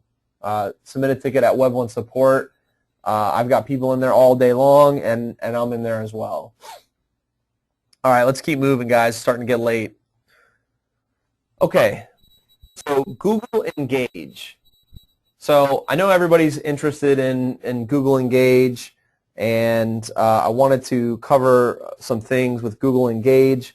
I've actually been a part of Google Engage pretty much since it began. When I received the email from Google on this program, I immediately jumped on it. I mean, within the very first week, and took the tests and completed that. So anyway, so I can offer some insight for that. And basically, what Google Engage does for maybe those of you that don't know is that they provide additional training resources as well as AdWords phone support, and then other selling resources such as some trainings, and then also what everybody likes is that they give you the $100 vouchers to use for Google AdWords. So basically, once you complete the training, there's like 4 modules, and I think they're about 15 minutes each. And I mean, basically, all you have to do is just go through them, and then they give you a code at the end. I don't even think there's a test that you can then, that's how you get into the program, and then you can get request coupons, and they send you like $2,000 worth of vouchers. They're $100 each, and you can use those when you're setting up your clients, that you can give them a free $100. So I mean, what's really cool about that is that, I mean, granted, if you're going on the method of the client covering the Google bill, which is what we have advised for most people, that then they just get a free $100. But if you're covering their ad spend, then that's like a free $100 in your pocket. But as I mentioned, we recommend having the client cover the Google spend, and also too, with the Google Engage program, you'll get some cool stuff in the mail. I got a mouse pad and a mouse. They just sent out something for the All-Stars program, where it was like a backpack and some candy. I've also received a Google hat. So they send you some cool stuff, and you'll get updates on events and things like that. So if you're planning to do AdWords management for clients, then I would highly recommend it. I've got the link there, but then you can just search Google for Google Engage, and it'll show up. So in terms of eligibility requirements for Google Engage, nothing too stringent, but you need to have a physical address. You need to have an MCC account, which is the My Client Center, and we're going to cover that more in a minute. Then you also need a functional website. You need to be like an SEM, search engine marketing, advertising, or marketing company, or some company that is going to be offering these services to clients. So, I guess they discourage people that are just looking to sign up that aren't planning to offer this as a service to clients. You have to be in compliance, which we'll go over in a minute. And then they say that you have to be somewhat of a small company. So if you're a large agency with hundreds of people, hundreds of employees, then they have a different program. And they say to be good, don't be evil. And I swear that's what it says on their page. So I thought that was pretty funny, and I thought I would throw that in here. So let's take a look at what you need to do to ensure compliance. So to ensure compliance, on your website, you have to list the number of qualified professionals that you have. You then also need to show the Google Partner logo, and you can't have your name or logo too close to Google's. So they don't want anybody thinking that like you are Google, basically. And that's where that comes into play. So you can't have your logo too close to theirs, or even your name too close to theirs. So it's almost like if you had company name and then Google, they would not like that. You got to have a couple words in between there. You have to have monthly transparent reporting, and I'll get into more of that later. And then also that you have a working with third parties link. And I'm going to show you what that is as well. And then there is something called the reporting RMF, and that stands for required minimum functionality. So in terms of the reporting RMF, basically you have to report to clients, and I'm pretty certain on a monthly basis, the cost, the clicks, the impressions, the click-through rate, the number of conversions, the conversion rate, and the cost per conversion to the client. So if a client is covering their ad spend themselves with their credit card, every month you need to send them a report that shows these metrics, and I advise to also then compare for the previous month. So you have these metrics for this month, and then you have these metrics for last month, and then you show the change. So another thing is that they, and it's not always required, but they like to see a link to a sample report. So that allows them to, that they want to know that you're reporting to the clients and that they know what that looks like. So let's take a look at some of these features. So right here you can see that it says, one professional at Web 1 SEO is certified with Google. I then have the certified partner icon there. And then this is the working with third parties link. So I'm going to go ahead and open that in a new tab. And you can see it's just a page where Google gives a little disclaimer that, essentially like the Google Engage person is like a third party. And Google wants to make sure that Google's not hurting their name by these these Google Engage partners. So all you have to do is link to this page. You can see here AdWords basics, clicks, click-through rate, and it's just some different things. But all you have to do is link to the page. Then you've got monthly reporting. And you can see here, there's a statement that says every month that they're going to send a report that contains these metrics. And then there's even a link to view a sample report. So there's a sample report that shows all those metrics that we just talked about. It compares one month to the other month. And then it shows the difference. So your client can easily see, if you sent them this report, my leads increased by 23%, almost 24%, and my CPA, or cost per conversion, actually went down by almost 1%. So those are the requirements for the Google Engage program. And I want to just go ahead and jump into the MCC account, and then we can run through the questions for the past 3 sections. So guys, if you're going to be managing clients, you have to do this with an MCC account. You have to. I'm just curious, give me an answer here in the chat box. Have any of you started working with a client and they invited you to their account, and when you went to go do that, you realized that you needed to set up a brand new account because you already had a Google AdWords account with that username? Has anybody had that happen?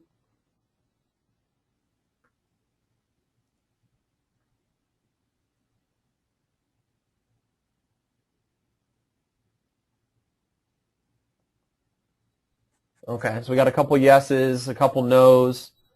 But here's the thing is that if you have Google AdWords set up under your account that you give them. So you've got, my name at gmail.com. And you already have an AdWords account set up on that, and then they say, oh yeah, here, I want to give you access. And they think, oh yeah, I'll go in and invite you to the account. What's your email? Well, then you go and you do that, and then you go and you try to activate or access their account, and Google tells you that AdWords is already associated with this account and that you need to create a new account. And just as Yuri says, it is so annoying, and it annoys the clients because, just to have them get in and do that, then you're like, oh, sorry. And then the bad thing is that if you didn't instruct them initially, that it kind of makes you look bad then, because then they're like, then you're kind of, backpedaling like, oh, can you change it to this one? Sorry, whatever. That you got to use an MCC account. So MCC stands for My Client Center, and it allows you to manage multiple clients under one login. And the client only needs to give you their customer ID and then grant you permission to access. It's very simple and easy, and it's the only way to go when you're working with clients.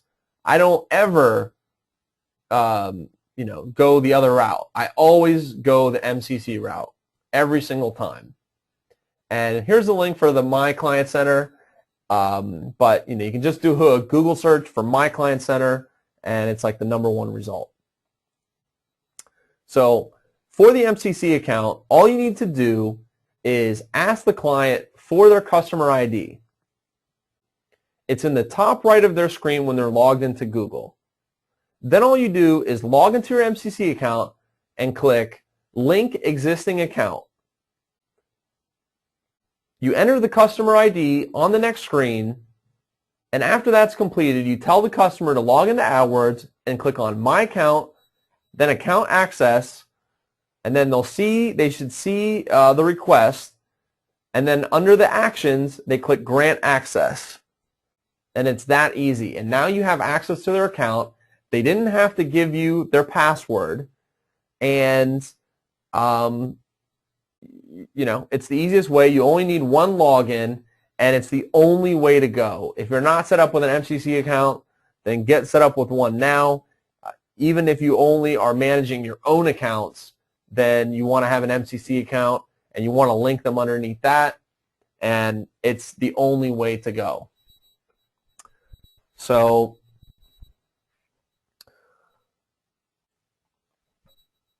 all right, guys, so I've got a couple other things to go through with the walkthrough that I'll log into AdWords again, but hit me up with any questions that you have regarding either Google Engage or the MCC account before we jump into the live walkthrough.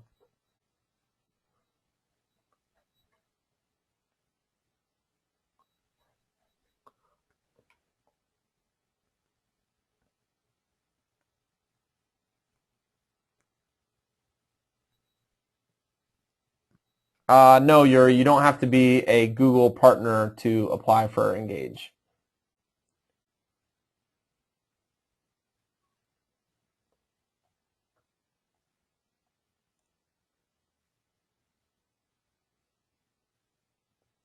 Don Franklin asked that he got a call from Google asking, after he got signed up with Engage, he got a call from Google asking if they wanted to use, if he wanted to use them as his AdWords specialist. Is that a good idea? And if they want to help you get set up with an account quickly, then you could always let them do it and then go in and change things around. But as I think the mantra is that they're going to do things that help them. I have seen that they are helpful and will but their goal is to figure out how you can spend more money with Google, and that's it. And it's not to say that they're completely one-sided, but for the most part they are. They're only as one-sided as they, as they can't be, which would then cause them to lose customers.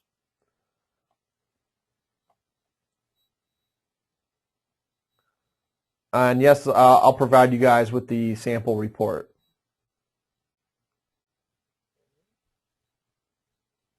Okay, and Ron's asking if I can go back to the last screen. There you go. So Yvonne asks, what do you say to a client to find out if they have an MCC account? So Yvonne, your client doesn't have an MCC account. You have an MCC account. Yours is My Client Center. So that's like, that's your client center. So it's your login, and all you do is ask the customer for their customer ID, and they can find that in the top right of their screen when they're logged into Google. That's all. That's the only number that they need to give you, and then after that, they just grant you access.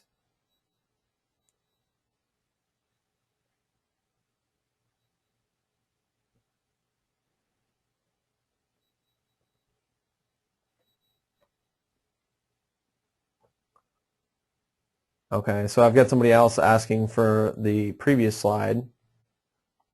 So I'll go ahead and move that on the previous slide here in a second. You guys will have all the slides, and don't forget, guys, that you will have the replays for this as well.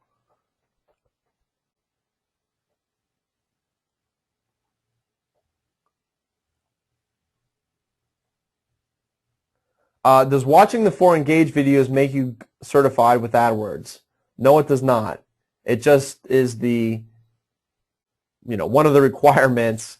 I'm pretty certain that you have to watch those videos within 30 days of getting signed up for the Engage program. That's what I remember, is that they sent me the email, I got signed up, and then I remember that they said you have to watch these videos within 30 days or else then they, get you out of the program or something. So, but it does not make you a certified professional.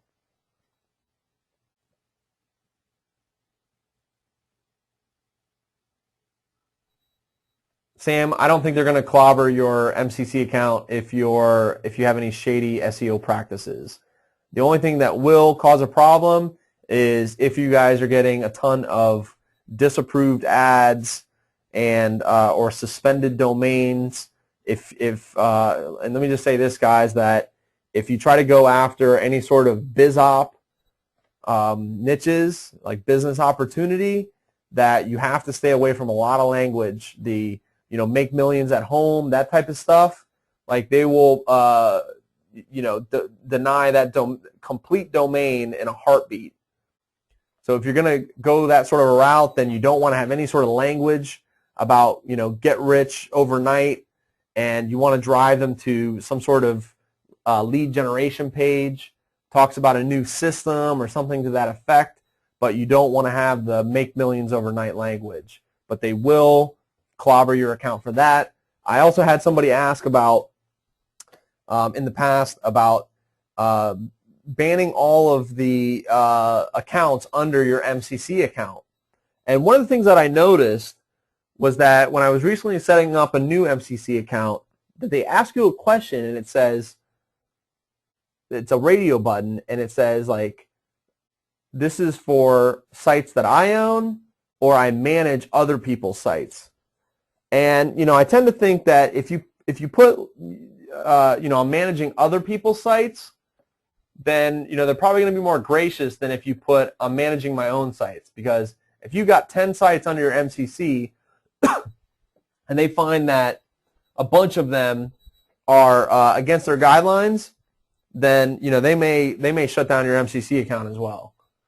But I would think that if you've got 50 accounts and they're all different clients and you're just trying to work with clients, that they're probably not going to ban your MCC.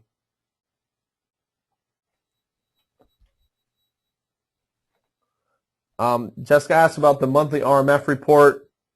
Yes, that sample report is using Excel, and and that's what that calculates the difference. You guys are going to get that, so no worries there.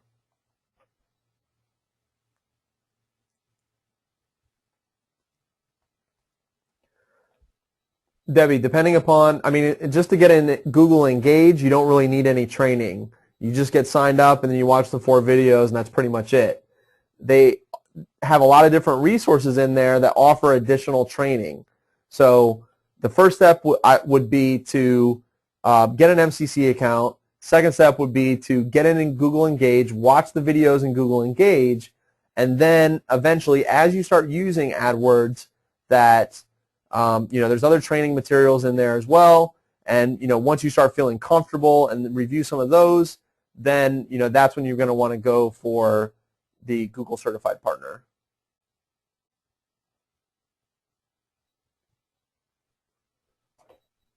Don, I would recommend having a different account per business and then link them all under one MCC. Because then that way, if it keeps them nicely segmented, but then if for some reason you were to add a site, if you're just using one AdWords account and you were to add a site and then Google didn't like it and they banned the whole account, you'd much rather have that where, oh, they just banned this one website as opposed to your whole account.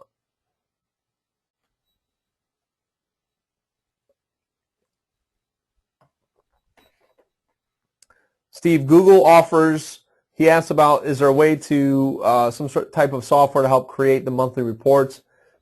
Google has reporting features, and it's pretty easy. They're pretty easy to download, but I just use Excel and just punch those numbers in, and then that way, like, it's not some sort of automated report that's just happening that I'm not seeing. Like, I'm physically going in, spending about 15 minutes, and then when I talk to the client, I've already looked at it.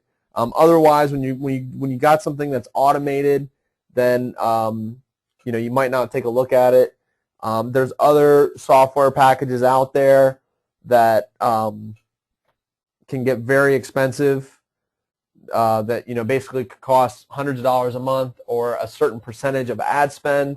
And like if you're managing 100 clients, that you could create a template and pump out a bunch of reports.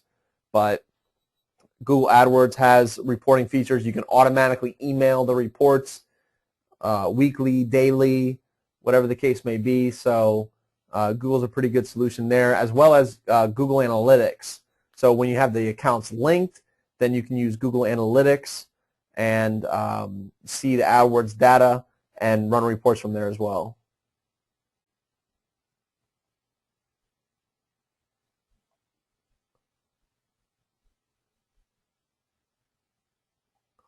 Mike asked, with an MCC account, do I invite the client or do they invite me? So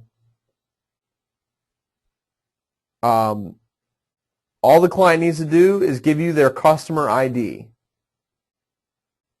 And then they just grant you permission.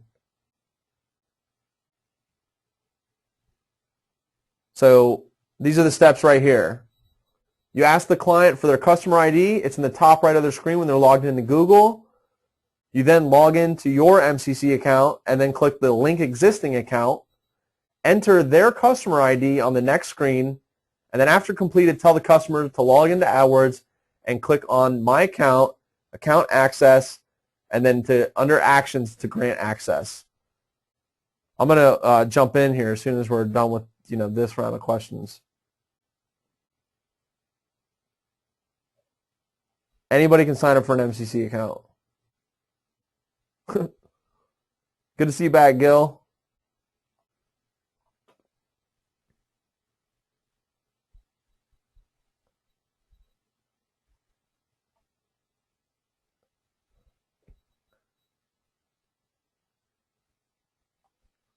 Debbie, if you would, just submit a support ticket at web1support.com. A couple people have been asking that same question, and I've been providing the resource that some training materials for becoming Google AdWords certified.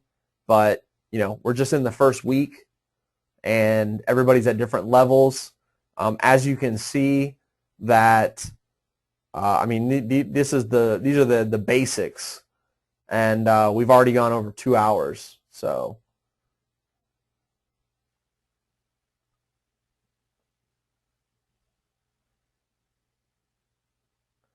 Yvonne, so each of your customers has their own unique customer ID. They log into Google AdWords. It's on the top right of their screen, and they copy and paste it in an email to you. You then log into MCC account, paste that number in, and then you tell them, hey, go here and grant access. I'm going to jump in and show you guys.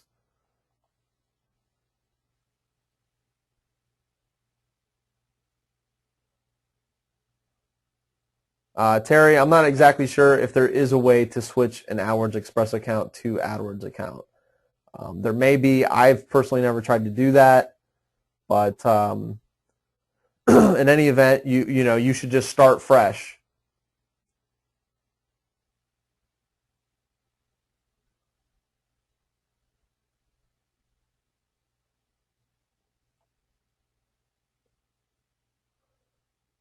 Ron says, great info, Ben. Thanks. Thanks a lot, Ron.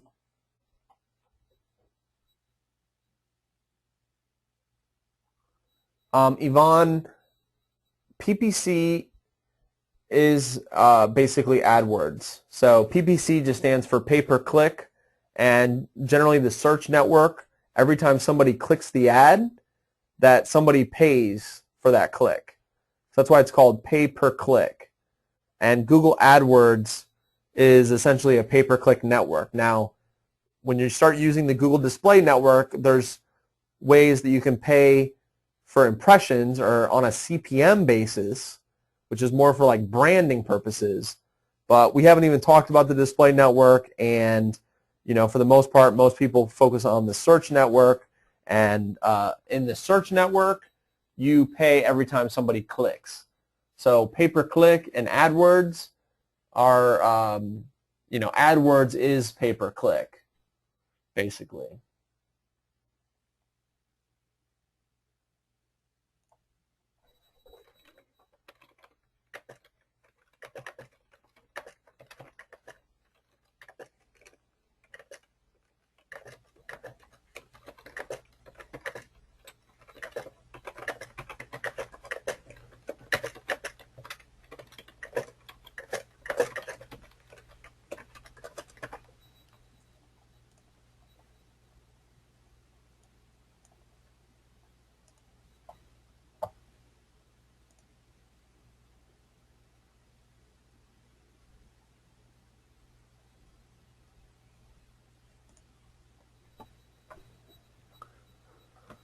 All right, so I'm almost through the questions here, guys. No, Mike, I do not outsource my PPC work to foreign workers. Anybody can sign up for an MCC account. You can sign up for an MCC account and just have one account, yours, underneath it. So no, that's not correct, Mac.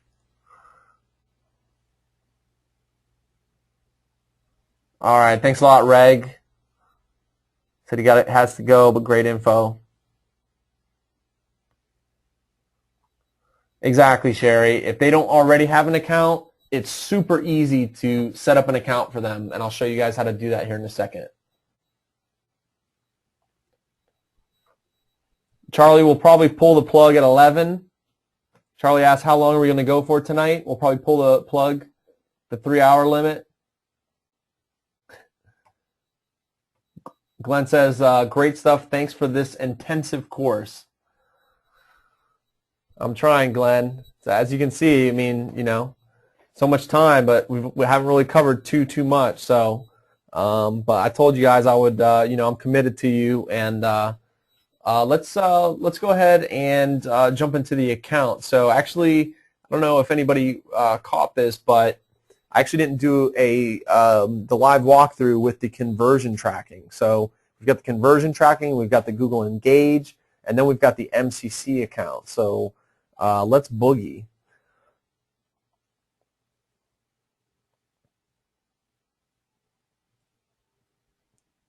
So we did look at some stuff. Okay, so conversion tracking. So tools and analysis, then conversions.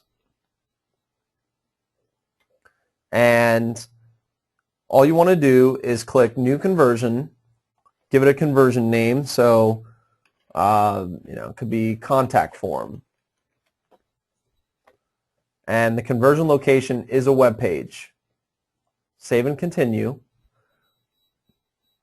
You want to select the category. So on this one, the contact form is a lead.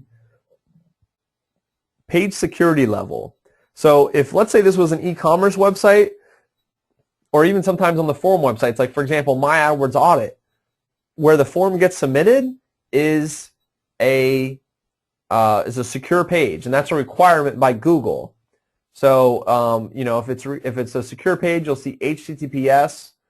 It's not that way all the time. And then here's that conversion value that we talked about. So that's what the net value of that lead is.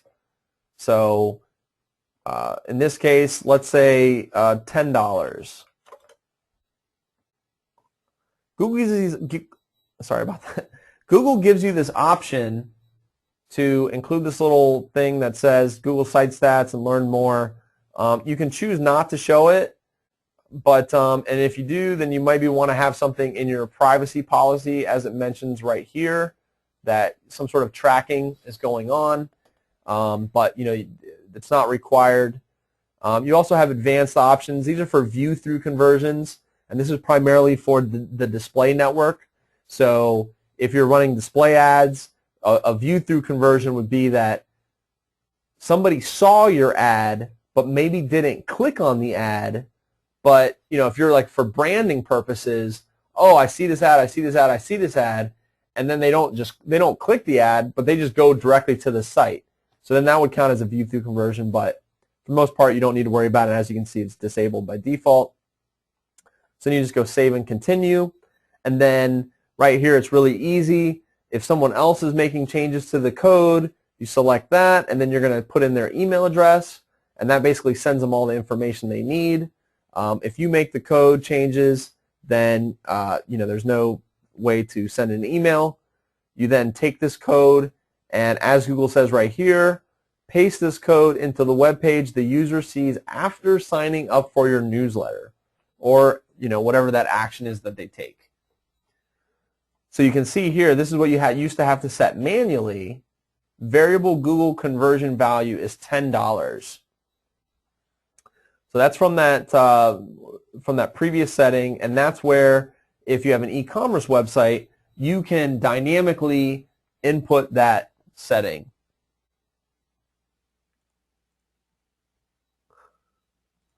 So let's go ahead and take a look at conversion tracking now for mobile click-to-call.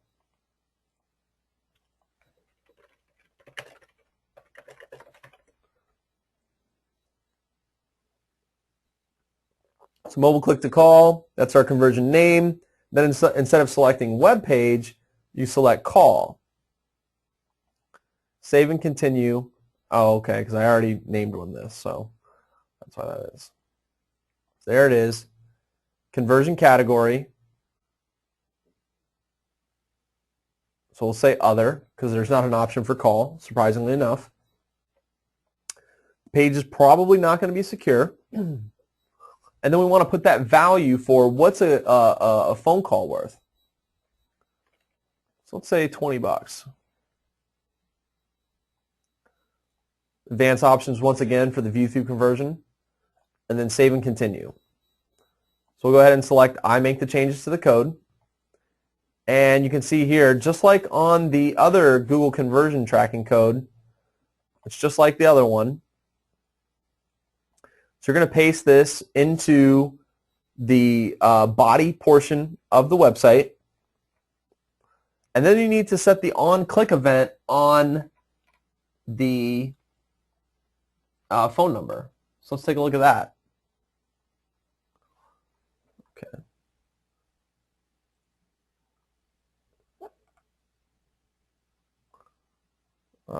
Let's see, I already actually had the page up. Here we go. Okay, so here's with a text link, a on click, just like we had in the PowerPoint. Then we've got if you're using an image, So basically the same thing, you have that on-click event, Google report conversion. So if we go back to this, you'll see that, let's see, we'll find it. Right here, Google report conversion. See there? So when that on-click event triggers, it calls this code and runs all this. So that's where that is. So, and that's like a mobile click to call.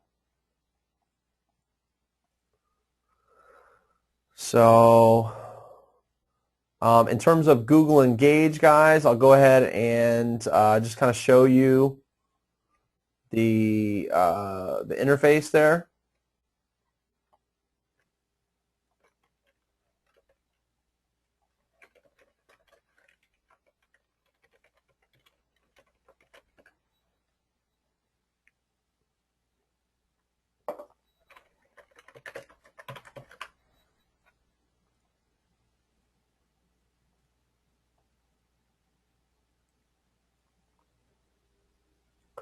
So here, this is what it looks like when you log into Google Engage. As you can see, like I mentioned, they've got new online AdWords training. You can even get a free Google AdWords ebook.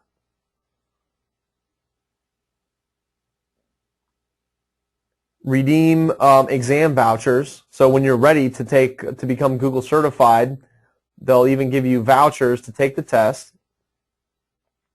You've got a My Coupons page, and this is where you can get different coupons.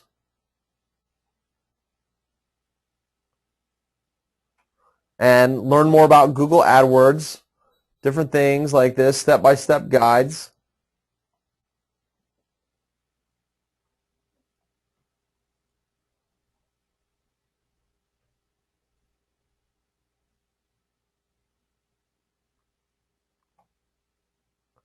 So here, certified partner benefits, official certified partner logo, drive more business, marketing tools, lots of different, resources here, tools, email templates, that's to send out the vouchers, basic training, and that's Google Engage. So let's quickly jump into the MCC account.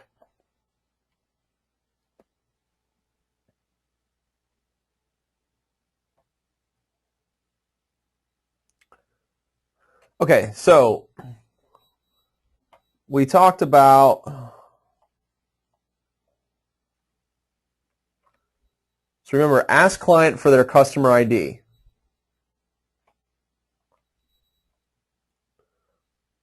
So this is the customer ID for my MCC account. So let's just assume that this is the customer ID that the client gives you. You're then going to go right here and click Link Existing Accounts. All you do is paste that in, hit Continue. Now, see, obviously I'm like trying to link to myself, so it's not going to work, but if it was a customer ID, then we would see that it had went through, and then once your client is logged into AdWords, they're going to click on My Account, Account Access, and then they would see your email here somewhere, and they would say Actions, and then Grant Access.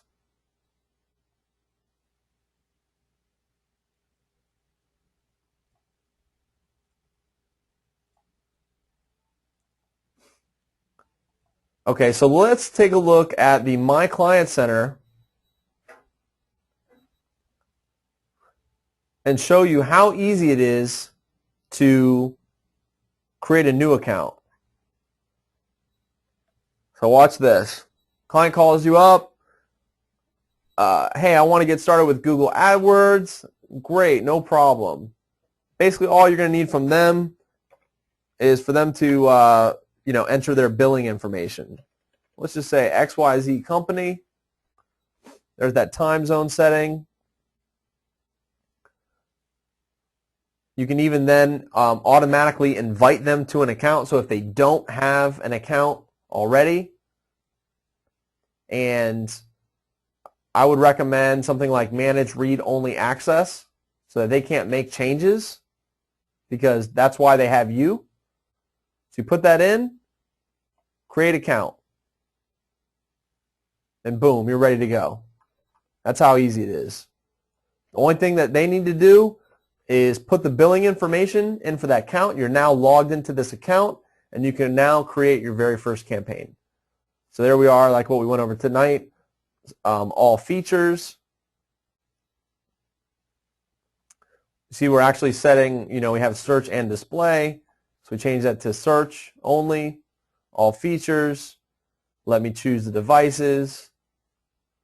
And here's the cool thing too, is that once you have created a campaign, then you can use the same settings to make other campaigns. So once you get all your settings the way that you like it, with the location settings and the ad rotation, rotate evenly, keyword matching, do not include close variants, that it's that easy. And then all they need to do is go to the billing preferences. You'll see that the account's not set up. You can give them account access, invite others. Here's your preferences, like we talked about tonight. Auto tagging, it's on no thanks. So you want to go ahead and set that. You then want to go ahead and get them set up with Google Analytics. New account, type in their website. It's that easy, guys.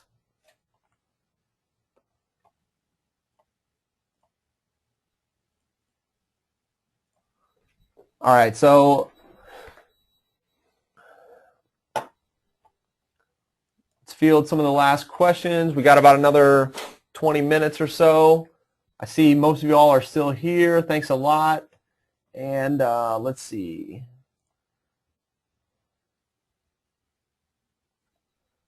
Yep, Sherry, so if they don't have an account, you set it up for them.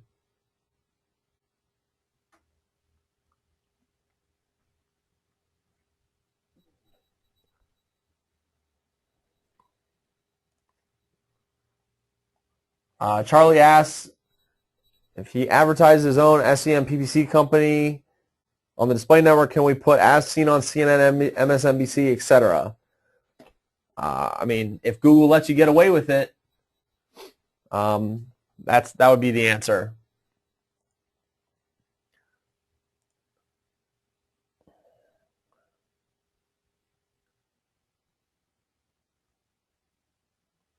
Yvonne asked that she said she went to a trade show, and when she talked to some people, they said they have a department that handles, a marketing department that handles all the PPC. I would either try to, see if they're interested in connecting you with someone from that area, and see if you can talk to them. If you think it's a really large account and you're not, getting through to them, that you might want to try to talk to the owner and convince him that they're losing money. Tell him that you can offer them a free audit. But yeah, I mean, if they say they have a marketing department for PPC, then you're probably going to have to go through them. But most people do not do it right.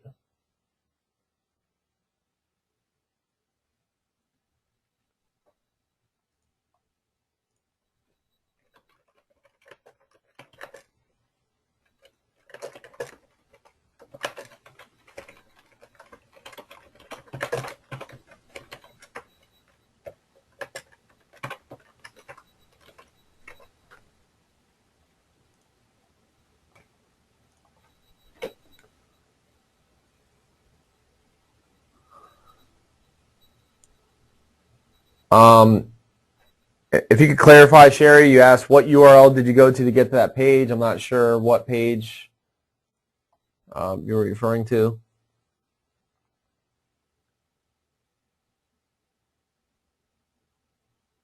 You've got to watch the, Charlie asks about the Google Engage program. You've got to watch the videos and punch in the codes within 30 days of signing up.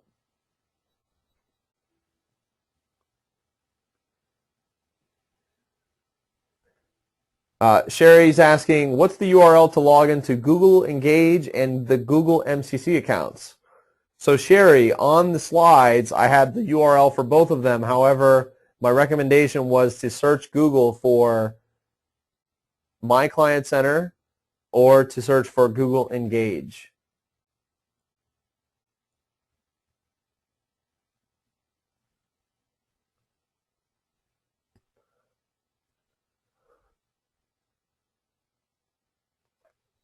Chris is asking if I'm going to break up this webinar. It will probably be broken up at some point, but because everybody wants to see the replay within a day or so, it will probably go up without the segments. That's why I have all these black and blue slides like you see right now to try to help with some of that, and how I was covering the the PowerPoint and then jumping into the live section, so that we can try to at least have some times where we can see the different things, but that the immediate replay will just be the full thing. Don, yes, there is a reason to have multiple MCC accounts. I mean, I have, you can have, multiple clients. I manage multiple agencies' MCC accounts. So each agency has their own MCC account, and then I manage that under my parent MCC account. So you can link MCC accounts to other MCC accounts. And, just depending upon your structure or how many sites you have set up or what niches, you could have an MC, if you had 50 websites in one niche, then you could have, obviously Google doesn't want you to double serve, but you could have them set up that way. So,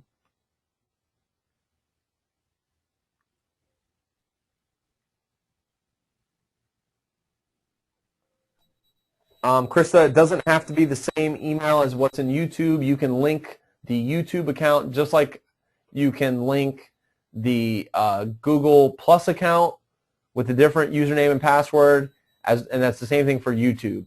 So if you have a YouTube account with a completely different email or password, if you wanted to do video ads, you can link that by having the username and password.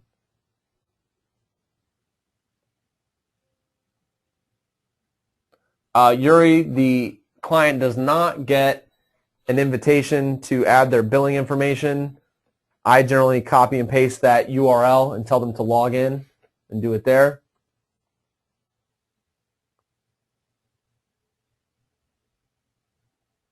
Hey, John. I don't think you need to necessarily be incorporated. I think a DBA is fine. I think you just need to have a physical address and, an actual, just a company set up. So doing business as should be fine.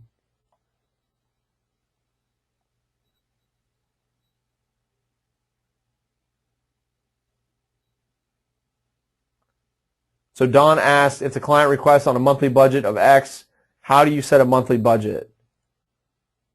So with the MCC account,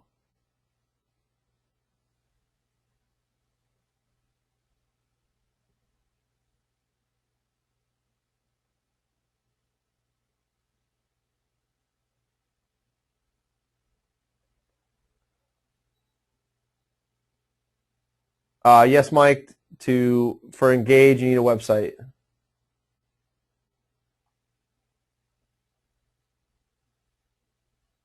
Hey, thanks a lot, Yvonne.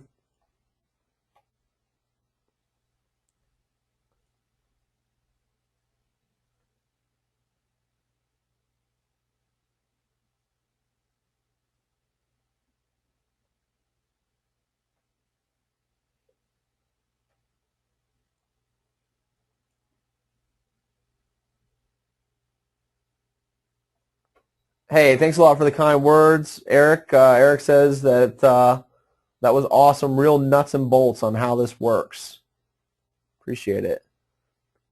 Okay, so if you've got a client and they only want to spend $1,000 a month, you can go here and set on the budget, and we see the XYZ company.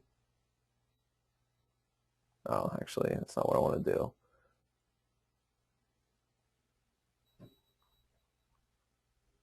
Yeah, that is what I want to do.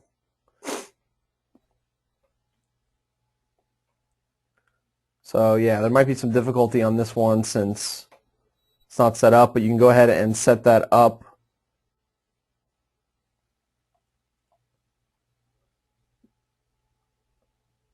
So you can see like this account right here, you can click on manage.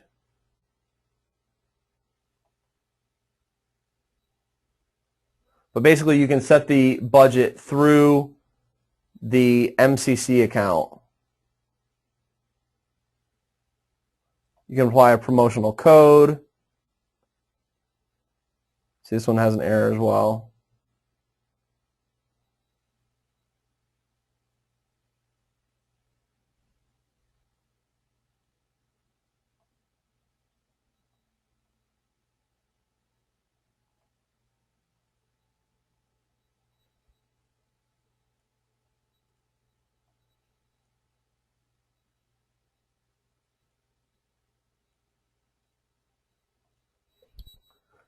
But you should be able to, you can see here how it says the daily budget, should be able to modify that.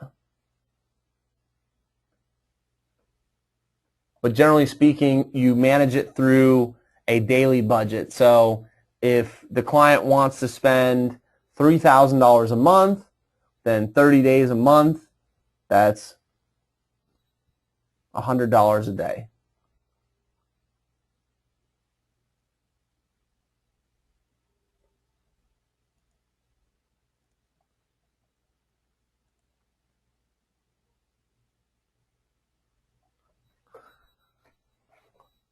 Hey, thanks a lot, Pamela. She says, thanks for the great training and my commitment to everyone here in the group. So Eric asks, can you use AdWords coupons on his own account? So you can only use a coupon on a new account, and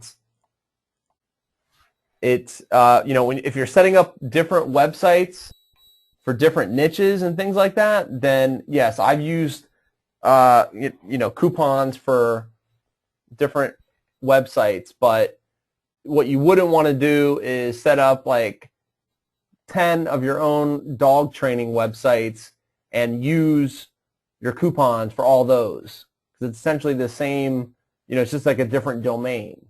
So, but yeah, you can definitely do that.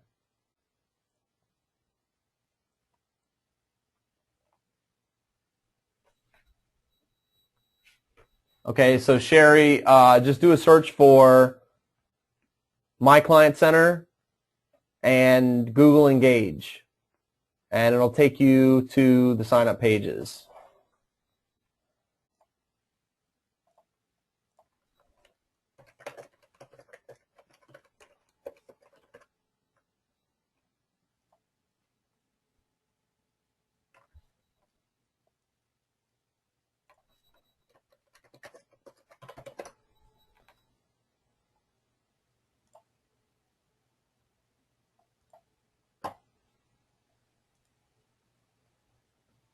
All right, thanks a lot, Terry.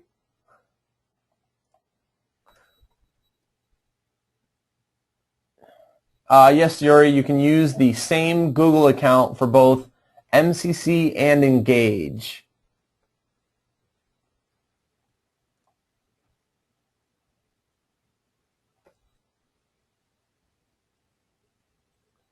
Mike, you can build the account without the billing information. So Mike asked, when creating a new AdWords account from the MCC, is the billing info required, or can this be submitted later by the client? And it can definitely be submitted later by the client.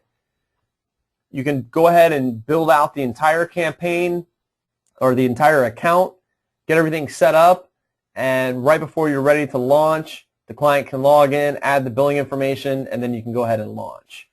Also, too, in order to use the promotional coupons or vouchers, like the $100 ones, you have to enter billing information.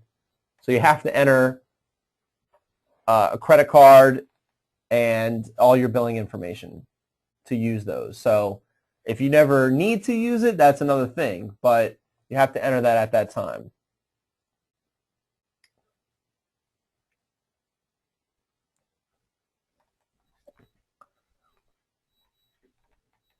Okay, so let me just, I'm going to try to cover all the questions in regards to what we covered tonight, and then in the time that we have left, I will go ahead and cover any other questions. So Steve asked, should we set up a new email account to get started with Engage MCC? Also, I see you logged in with client web bonus into Google, not a Gmail account. Yeah, so Steve, I have Google hosted email. So you can have Gmail hosted on your own domain, and that's what I have. It's free to do, and it's basically Gmail your own domain. So, but I believe that Google recommends creating a different account. For example, I looked into signing up for the Google Apps resellers, and I know that they said to create a new account. It's probably just for email purposes or things like that, but you could have your MCC account and Engage be the same thing.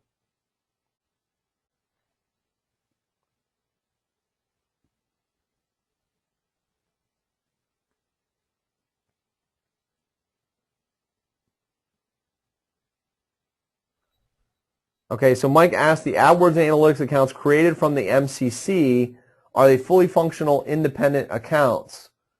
And if so, where's the email address and password to them?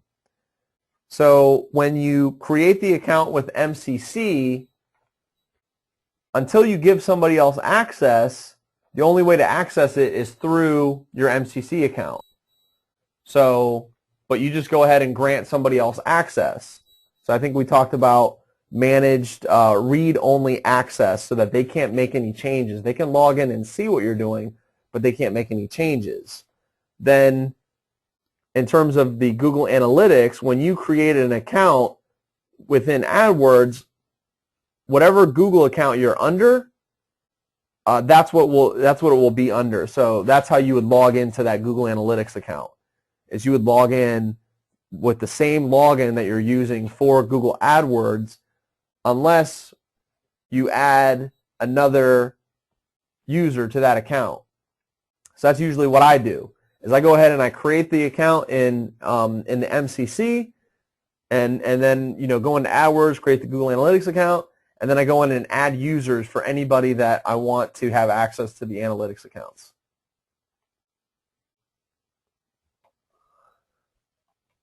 Hey, thanks a lot, Ron. Ron said, thank you very much. This is great.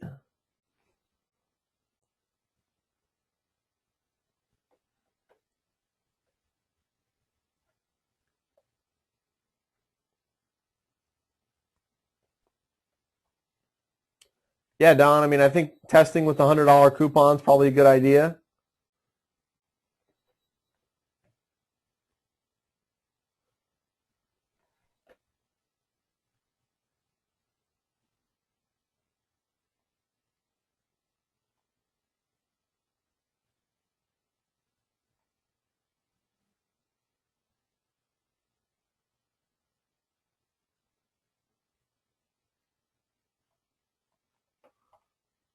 Sorry, guys, I just realized that what preference?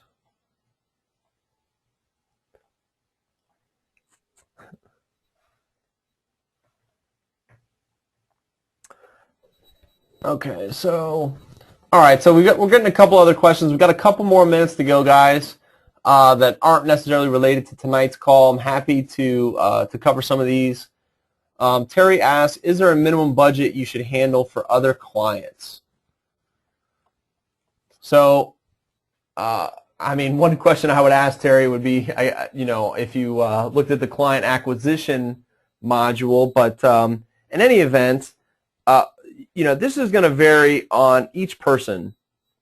So if, for me personally, I want to make at least $1,000 a month working with a client, or it's not worth my time. So for me, they need to be spending a minimum of $5,000 or be able to pay me $1,000. So I do have a client that we've knocked out of the park, and they're spending like $3,000, but they're paying us like $1,500. But it's because we did a kick butt job and they wanted to work with us. So, in terms of the minimum budget, that it all depends upon how much you want to make, and if somebody's only spending $500 a month, but they're willing to pay you $200 to set it up and manage it for them, and that's acceptable for you, then that's up to you. But my advice is that the small clients take just as much work, and sometimes even more, as the larger clients do.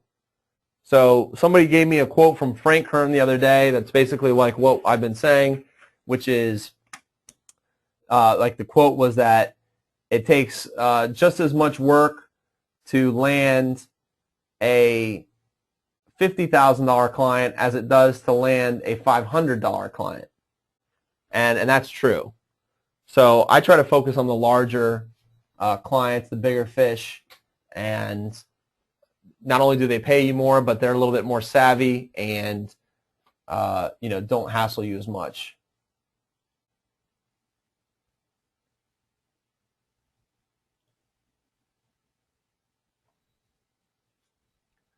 Steve, yes, I usually, if I have to set up an account for somebody, depending upon how many campaigns I need to set up, how many ad groups, how many ads, I definitely charge a setup fee.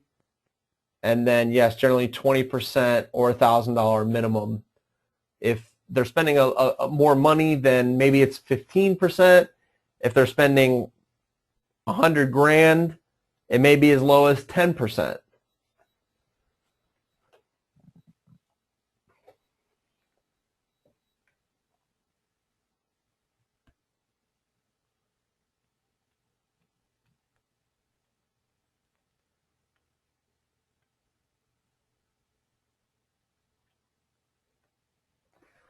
Jessica asked about having a dentist, and when you look at the small towns around his office until you reach at least 100,000 people. I would say yes, as long as that still makes sense. I would just focus on the coverage area. So how far are people traveling to go to this dentist? You know what I mean? Because if it may take, if you have to go 20 miles out to reach your 100,000, I don't think that's going to be a good result, because then people aren't going to travel that far unless it's very specialized. So I would just focus on the radius and asking him how far people generally travel. If he's very specialized, then people may travel from all over. I mean, I'm in West Palm Beach, and we traveled, me and my wife, we traveled 4 hours to go to Jacksonville for an eye doctor for her. But he was like one of the best in the world, and it was worth it for her to have the best, and that's what she wanted, and so that's what we did.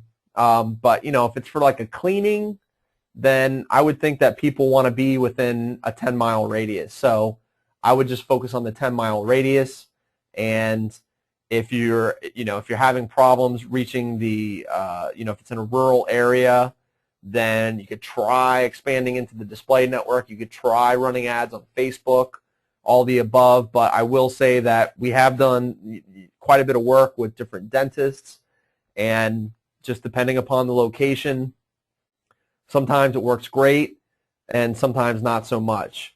The most success that we had with a dentist was a dentist that had 3 locations that were all within, I think, about 10 miles apart. So we had a pretty good coverage area, and when people called in, it was, oh, okay, well, you go to this office or you go to that office, and that was the best success that we had with a dentist, was somebody with a couple locations. So If he's in a rural area, then you would just need to try to get as much coverage as possible, but give it a test.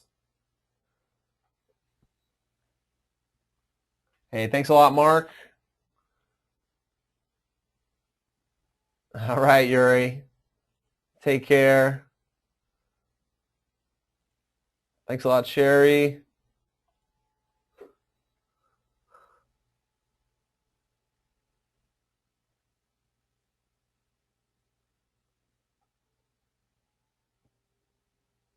Thanks a lot, Steve. He said, awesome webinar. Looking forward to the rest of them. So guys, any other final words or questions before we go?